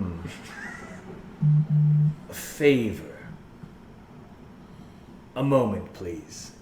And Never see the walks person. away.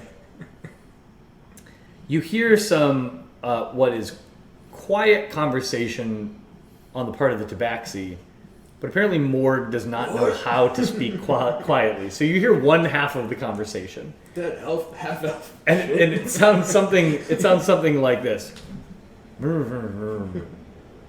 Favor? Dunno. Maybe.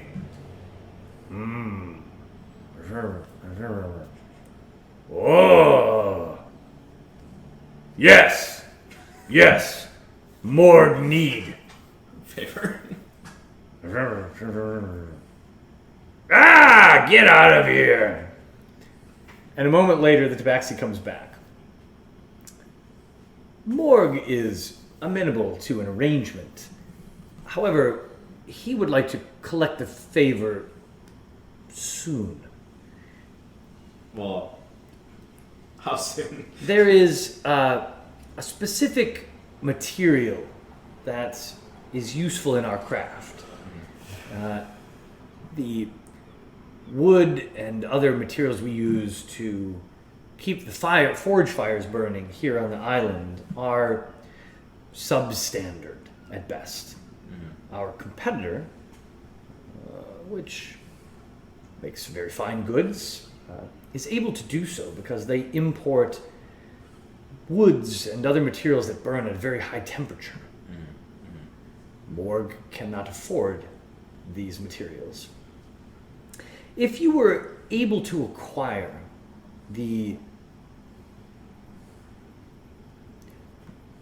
it's dung that we're after.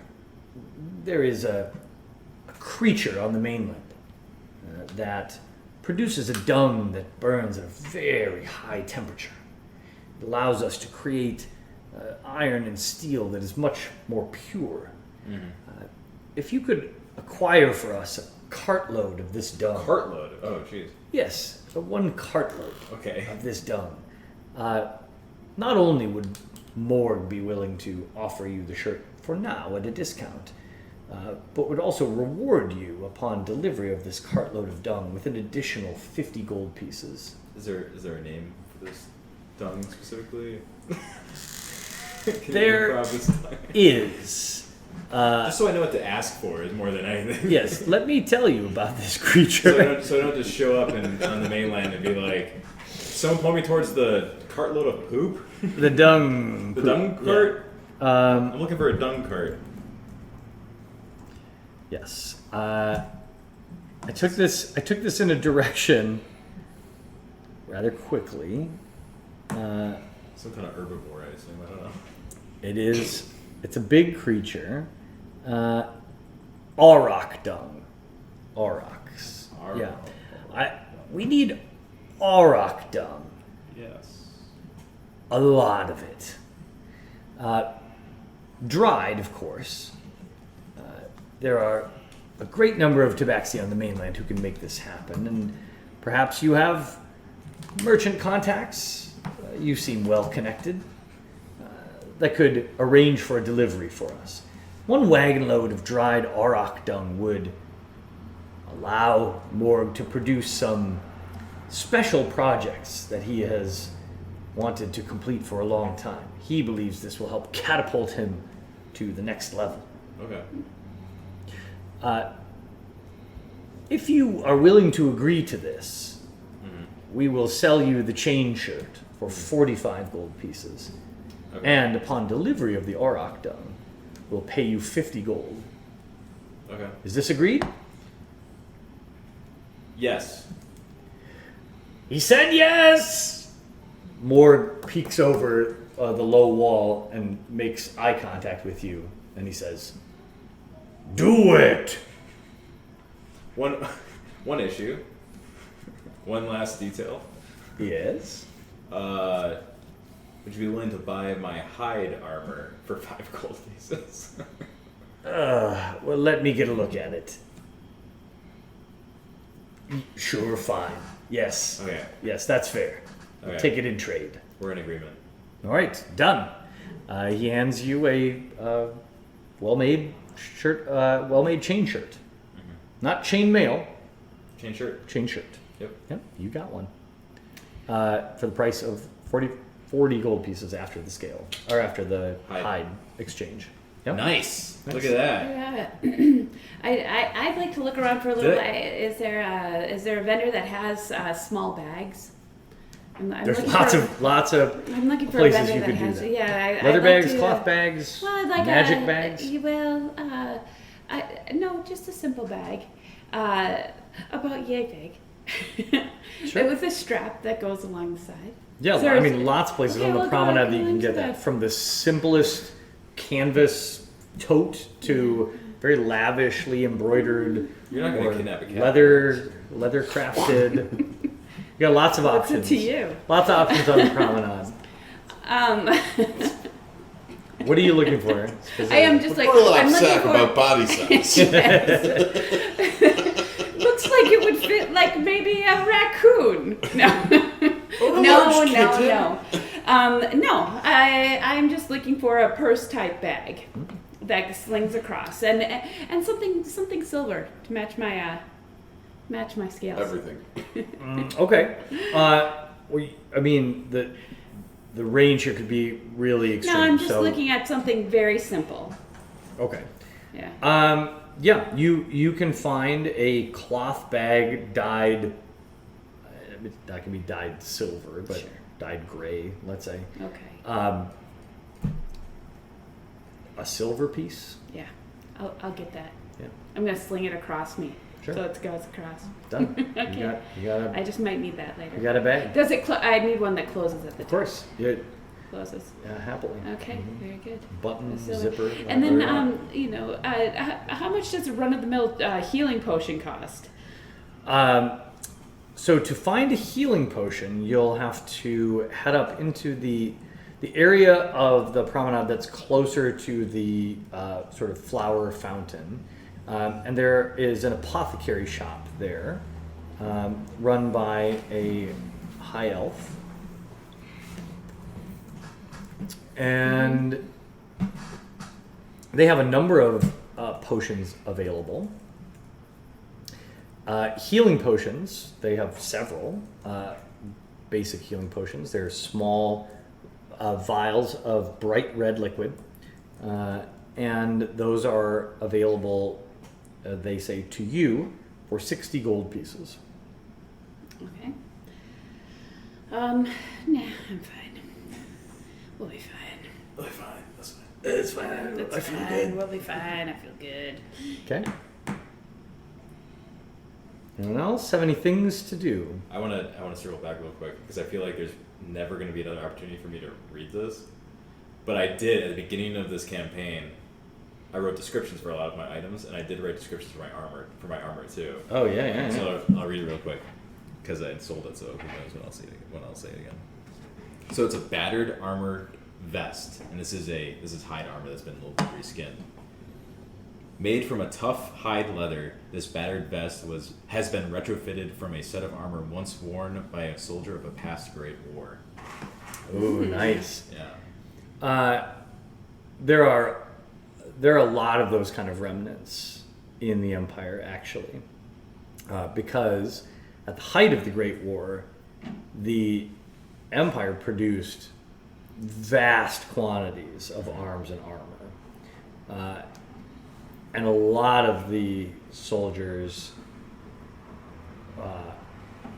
not a lot of soldiers. There was a lot of war material that never Surplus. left the Empire Yeah. because the war ended prematurely. Yeah.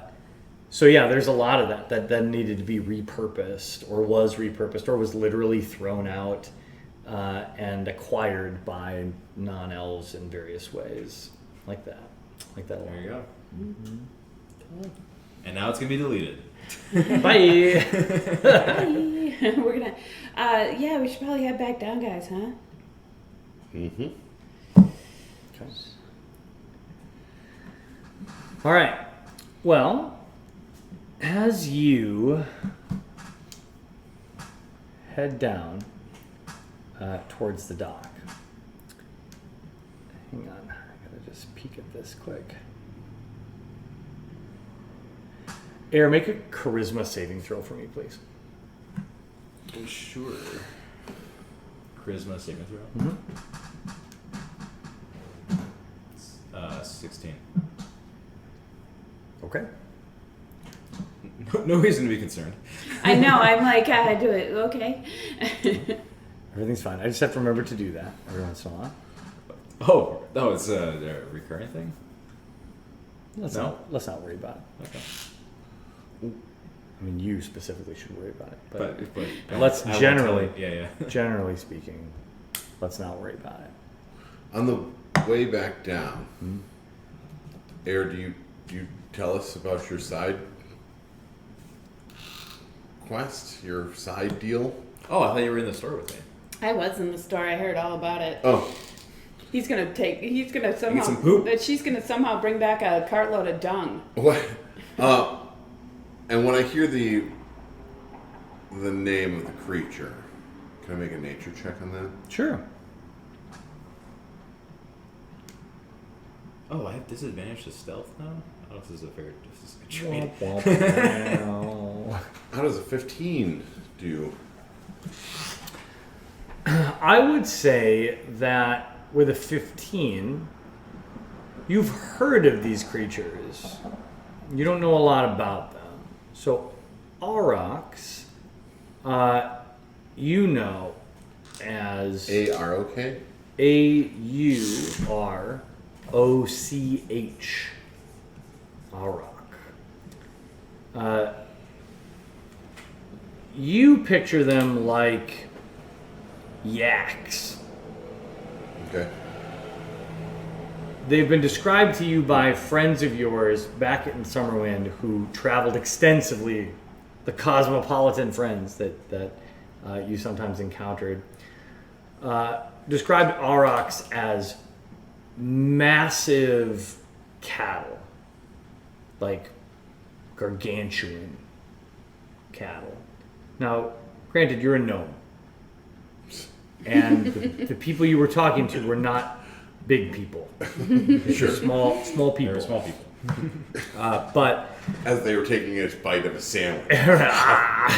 they were described in comparison to the cattle around Summerwind and the areas preceding, like, oh, that's nothing. Like, that big cow, that big bull out there, oh, that's nothing. You should see the aurochs on the mainland in the east. Dwarf these puny cattle by comparison. So the description of it is of a huge, shaggy ox kind of creature. Massive is what that's the description you've received in the past. Mm-hmm. And that's about it. All right. We should probably head back and find Pando. Okay. There is one more thing that happens as you head back down towards the docks. Potom, make a perception check.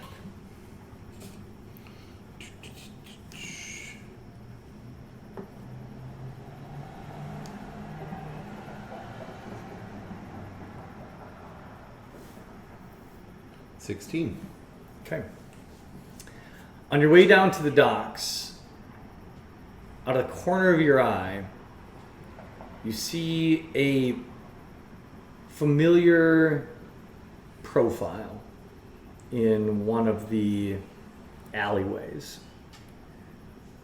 You're pretty sure they're not tracking you necessarily,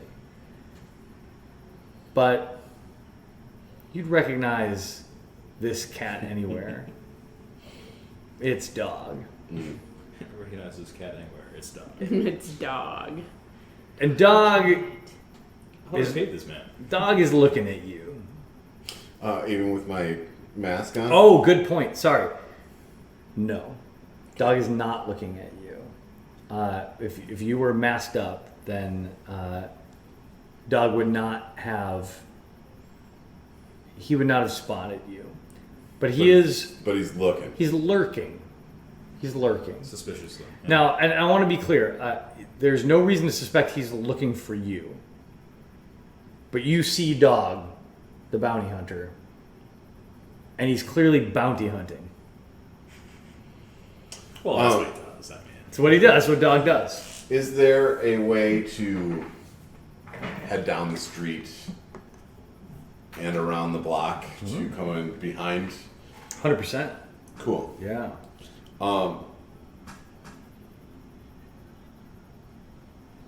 I think that I have some business that I need to take care of.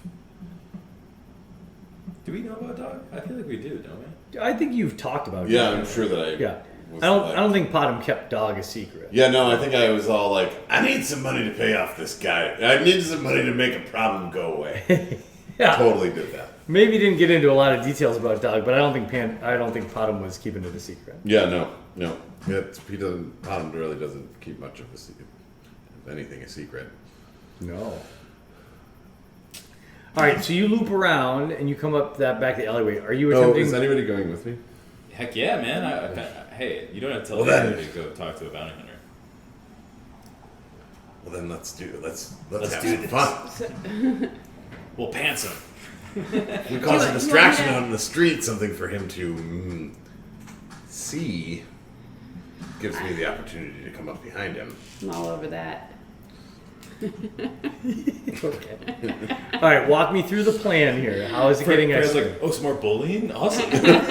I totally wasn't gonna say it. And now this is a I trope. think you're bullying Freya at this point. Freya would like to point out that she's being bullied by her She's the- companions, she's and, the real victim. I am not required to Anything. Yeah, I'm being bullied by my companions at this point. Walk me through the plan. Freya is making a scene. Yes. To which, I mean, I'll have. You should probably wait until I get into the alleyway. So we'll say the dog is here, huh? Why didn't we do this before? Because only some of us knew that we could do this. And I imagine once I get back here and come around the corner that Freya can start just anything to keep dogs' attention, allowing me to sneak up behind him. Okay. And then what's And you Aaron doing? pointed out, you pointed Yeah, out what dog. should you do? I'll keep watch and provide backup if necessary. Unless you have a more specific role. Okay, yeah, no, just in case there's trouble. Which there will be. Yeah. Well, maybe. Maybe. I have Or a not. sneaking suspicion that we might have an ally on our hands. I like it. And that's sort of Bottom's way of doing things. Always have So- a backup plan. Well, I mean, you're on the lookout, aren't you? Yep. So Looking out. we'll try it my way first, and if my way goes south, then We have him surrounded. we'll try it your way. All right, very good. Potom and Arrogant in position. Describe to me, Freya, your distraction. I take out my great axe. Okay, I can't see any way that this could go south. I thought you were No. gonna do like a stand-up routine or something. Yeah, no. I start murdering innocent civilians. No, I wouldn't do that. I'm a dragon of the people. But not the backseat. But not As long as they do what I say. I love kitties. I love kitties. but not bad kitty. So, no, what I'm gonna do is I'm holding some of my other weapons in my hand. I put them all in my arms and I dramatically trip and throw everything around. Oh! Ah! No, I And like this And then a I lot. crawl around on my hands and knees and oh my god! Make people, I'm please. so sorry. Excuse me. Excuse me. Is this your foot? Is this your foot? No, I'm sorry. That's mine. My foot. Please make a performance check. That Oh. sounds delightful, and I'm excited about it. It's only a 6. You've attracted the That's attention my of the plus local one. blades. Yeah. So it truly is an infomercial. It's that bad. It is. Need a sack. The two of you Drop your watch weapon. as Freya comically Over the top, yeah. trips over nothing, throws several weapons that should not have been in her hands into the air at the same time, along with several bags and knickknacks, and My, loudly exclaims, "I'm tripping!" As they- Cough! Look over here! Whoa! That was crazy! Dog, do you see me? Hello, everybody! Anyway, but makes a lot of noise. Makes a big scene. People A are lot of people are looking. The objective was look over here. Yeah. I can make a lot of noise. Objective achieved. Dog turns and looks, as does everybody else, including two blades up the street, Okay. who begin making their way down towards this disturbance. What's happening? Well, I'm going to come up behind Dog. Okay. Sneak? Well, I mean, I'm not going to have a weapon drawn at all. Are you trying to surprise Dog, or are you just walking up Yes, and I'm being just like, trying to. hey, bro? Yeah, I'm just trying to surprise him. Okay, make a stealth check.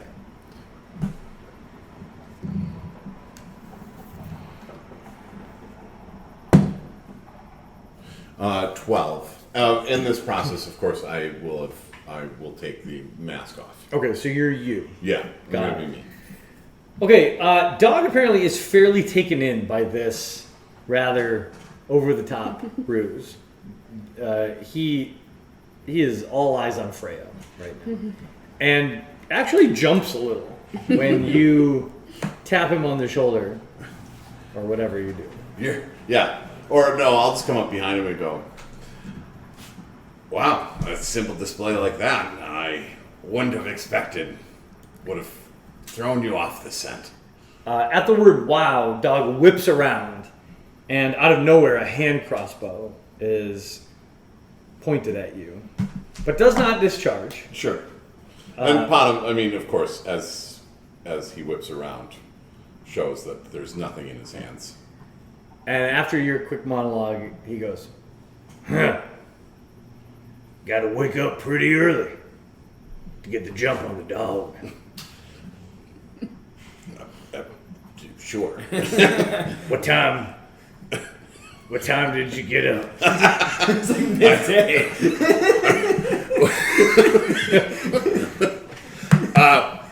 Must be an early riser. Because the dog never sleeps. I don't know if you've had the breakfast. This is a cat. And in case anyone was wondering, Yeah. this is a cat. Yeah. Same dog. Yeah. Same dog.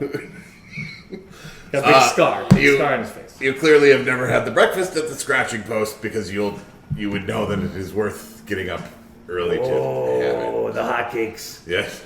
Dog loves a hotcake. I had a very tall stack of them this morning.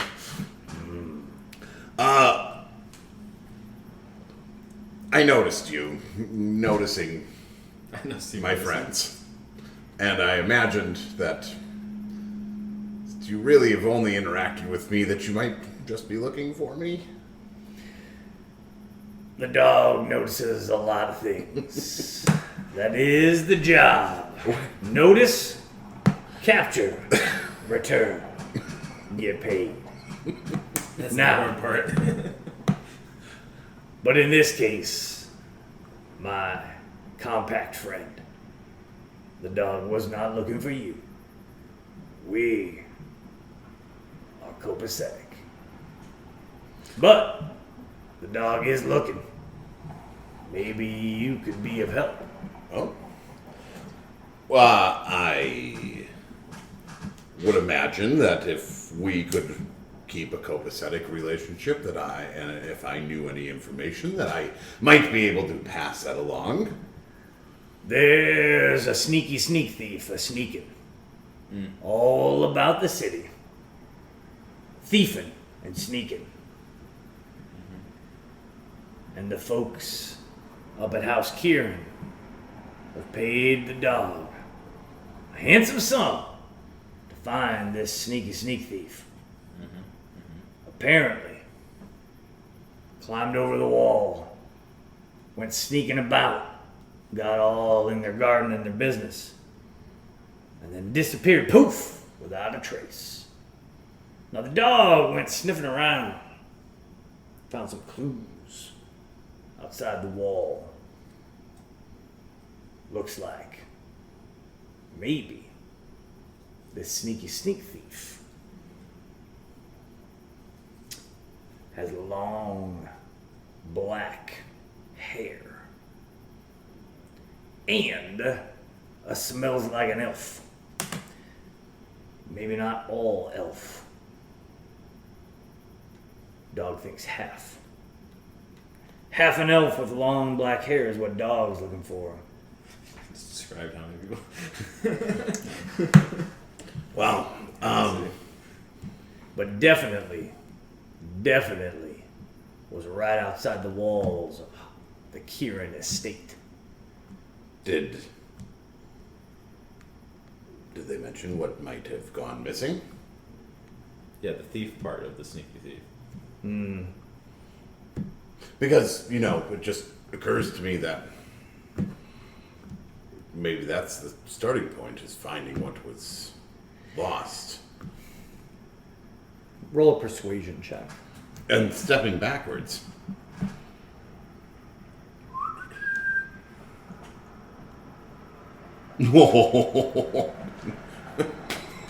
Nope, that didn't work for me at all. It lingered on 19 and dropped on 1. Oh no!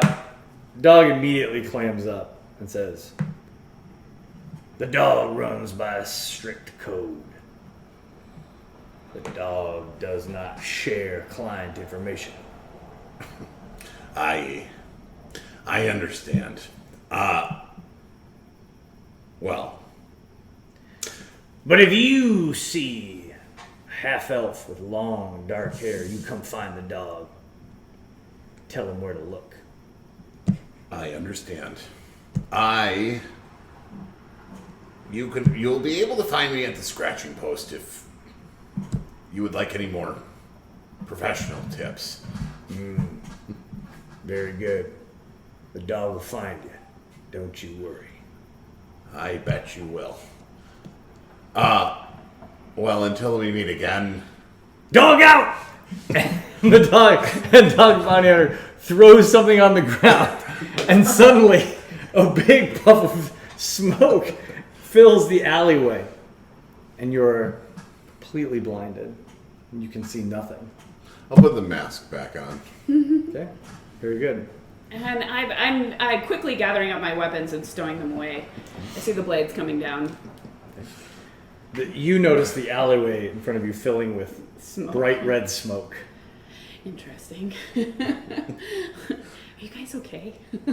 I'll just come stumbling out. Well, as we find out, Dog, the bounty hunter, does not share professional information that he knows of. At this point, the blades walk up, and I don't know her. they start walking towards you, but then they see clouds of red smoke billowing out of the alleyway, and they sort of half draw their short swords and look at each other, and then they sort of bravely charge into the smoke to I'm investigate. gonna just turn and head down the street. Let's go to the ship. Let's go to the ship. Air has one last errand to run. Ooh. Yeah. And I think Aaron? Yeah. Air. If we're gonna be on a boat, we're gonna be on the ocean. Floaties. You want to get some floaties? We're gonna Water be wings. possibly running into some other ships. Maybe Air wants to have a hat. A that jaunty hat? that a pirate would wear. Jaunty Maybe a hat. 3-point. Oh. Oh, a tricorn. Man, I've been waiting for somebody to ask for a jaunty hat. And There's let me one. tell you, there's a lot of places to get jaunty hats in Chakit. This is a hat town. This is a hat town. There are a number of places, hatteries, Yeah. that you can visit. Yeah. And from the very high end, Haberdasheries, yeah. haberdasheries up in the Noble District, Uh-huh. to hatteries in the Mercantile, to hat kiosks down by the docks.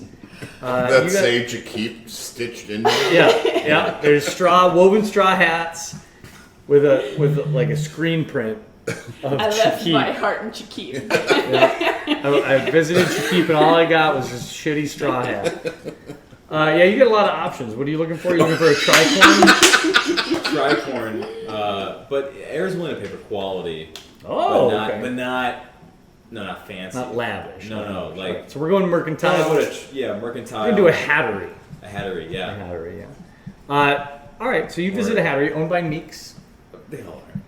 And a lot of places are owned by Meeks. Sure seems like it. Yeah, in the mercantile. She owns a lot of the mercantile. Yeah. Yes, and in this hattery, there are. I mean, you can get a touristy hat, but you can get a custom hat, or you can get one off the rack. Here's what I'll say: If you want me to tell you what your hat looks like, it will be 5 gold. If Dude, that's you so poor, man. if you want to tell me what your hat looks like, sorry, no, I got that backwards. If you want to tell me what your hat looks like, you want a custom hat, Yeah. 5 gold. If you want me to tell you what your hat looks like, 1 gold. What if I tell you what my very modest hat looks like? All right, lay it on me. I basically am picturing beat up, but like authentic, old. You know, it saw some years on the ocean. Okay. Saw some combat. It's tattered maybe a little bit on the side. It's worn, but fits just right. I feel like Worn, you you know. pulled that hat off of the guy sleeping outside of the bar. Yeah, That maybe, we just maybe, walked maybe I get past. scared of You the just wanna price and I'm like, you know what? I'm just gonna steal a hat. I'll pay him generously for it, or you know, compared to how much the hat would be worth. Sure. All right, so here's what I'll give you. First, make an investigation check. Sure. If you want to prowl the dive bars Yep. There on we the go. docks for a hat that looks like what you're describing, make an investigation check. You're on a hat hunt. 16. Oh, you find a hat. Yeah, Yeah. that's perfect. It's no. Well, perfectly. It what I'm fits looking the vibe. for. Yeah. It fits the vibe. Is it perfect? No. No, it's terrible. But it's imperfect on Yeah. purpose. Exactly. Okay. And No one's gonna question my authenticity. no. And it's not going to smell good. That's okay. Yeah. There's a little bit of vomit on it. Oh, okay. How it got up there, you're not sure. Was he upside down? Maybe knows. Maybe it's somebody else's vomit who was above him. You don't know. But it's definitely used. It screams used pirate hat. Yeah, some hipster would get a lot of money for this. Oh, God, yeah. And the only problem is It's awesome. the guy who's wearing it is not unconscious. Yeah. He's very much awake. He's very much awake. He's drinking. And he's already standing there like this. But he is out. Yes, he's got his fisticuffs.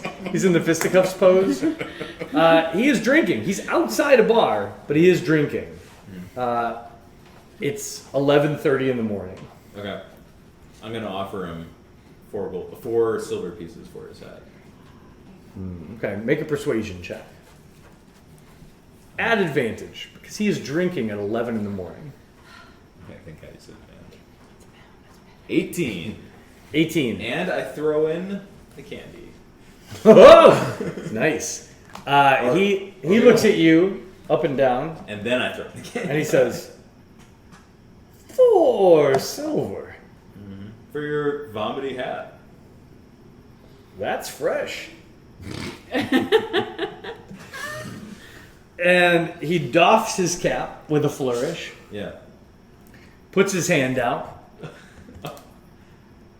to accept the silver. And Air does a little like, you know, Yeah. at the same time. Make a sleight of hand check. Well, I mean, she's giving it up. Yeah. I don't know. Make a sleight of hand check. She's not trying to cheat anyone. That's not She's- why you're making the sleight of hand. Okay. Because this this 11 guy- a.m. drunk thinks he's 18. slick. Yeah. So he's definitely trying to collect your silver and pull his hat back at the same time. But he doesn't remember which hand is which. And so as he accepts your silver, he shoves the other hand forward and yanks the silver back and crows triumphantly, only to realize that the hat is now in your hands. At which point he goes, Oh, and then turns on his heel and walks inside to buy another pint. nice. And now you have a slightly stinky, but very authentic looking sailor / pirate hat. Yeah, you look ready for the seas. Perfect. This is all. You're wearing chainmail, which is very not sailor, but you definitely have the hat. I give up the hide for the chain. You have the hat for sure. Okay, well. No sailor would wear chainmail, but you have a good That's hat. kind of This the, one is. the anti-sailor shirt. Uh-huh. Pretty good. All right, I think that's all the little teasers I wanted to drop in your trail. So at this point, you find yourself back at the ship.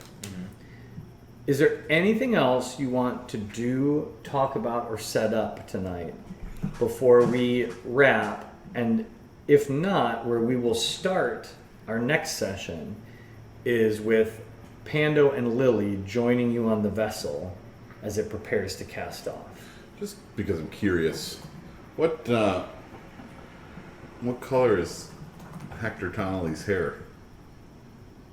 Oh, great question. Also, I've just noticed that in my notes I listed him as the Frist mate. The first mate. Well, we know how sailors are in this game. Hector Tonnelly is actually a ginger. Oh. Yeah. He has sort of a tawny red hair. In your recollection, Air, do we know of any other half-elves? Does Air know of any other half? Well, Air knows of tons of half elves. I mean, you know a lot of There's tons people in this yeah, town. And there's lots of half elves. Well, not a lot necessarily, but there is a decent percentage. Any idea who Dog could have been talking about? Wasn't? Are you sharing everything the dog said? He was standing right there. Oh, right. Here's what I'll give you. Make a history check. For me to give you anything here, it's a very high DC, I'll just tell you. Good thing I rolled average 14. Well, and then You know a lot of half-elves in the city. a Some of half-elf them that are would thieves.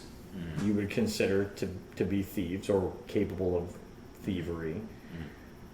There's probably not a lot of them that would dare to break into the Akiran estate. And so that's what's really left you stumped. The Yeah. idea that anyone you're thinking of would actually break into the Kirin estate is ridiculous. Yeah. But people on the edge of the law with long dark hair who are half elves, Dime dozen. 6 at least. Yeah. Yeah. Sorry, no one's coming to mind. of those 6, someone that would just be. Say that we just forget the whole breaking into the House of Curin thing. Anybody that would just be hanging out near the House of Curin. Half elf, long black hair.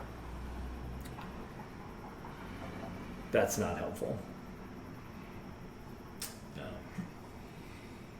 Unfortunately. If there was only time to go and see Wally Wally Hanzo. I mean, you could hustle ass. Alas, I will leave Dog to do his work. On the trail.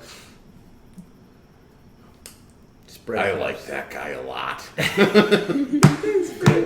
I put out feelers? He's a. I think my background is I mean, yeah. urban bounty hunter. I believe you have. Funny enough. I mean, you've shortened it to a list of 6-ish.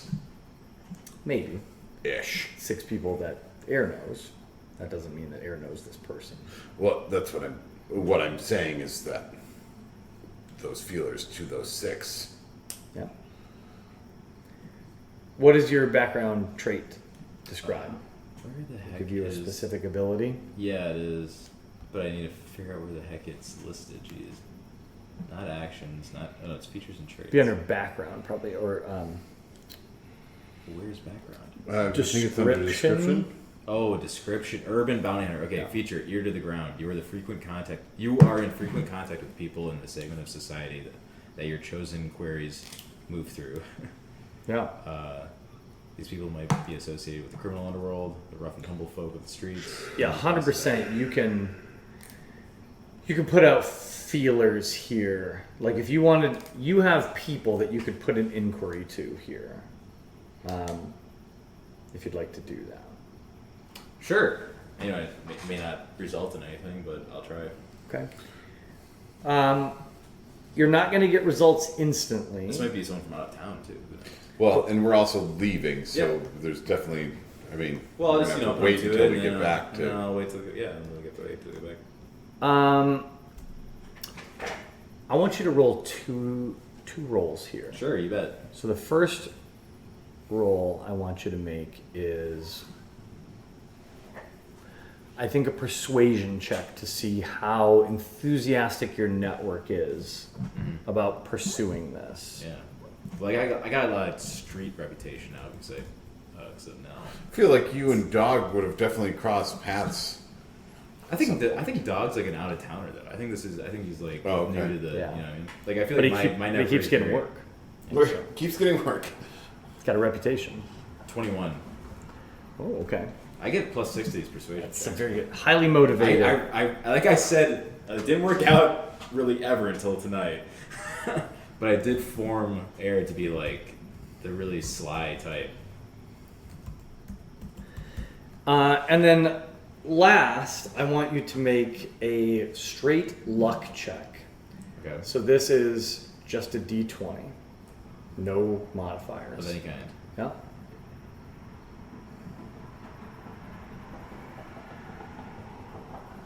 $16. I'm wasting all my good rolls. Yeah, it's crazy. I don't know if that's a waste. Might be interesting later.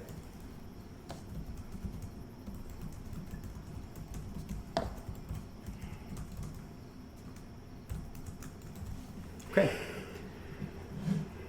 Well, with that, we will draw it to a close for tonight. When we return next time, we will see the party rejoined by Pando and her friend Lily, and I guess whatever other tag-alongs you decide to try to get on this ship. Yeah. I almost offered Dog to come with. Come on, get on this ship with us. Stop wasting your time. There's probably a lot of bounties to hunt on the mainland.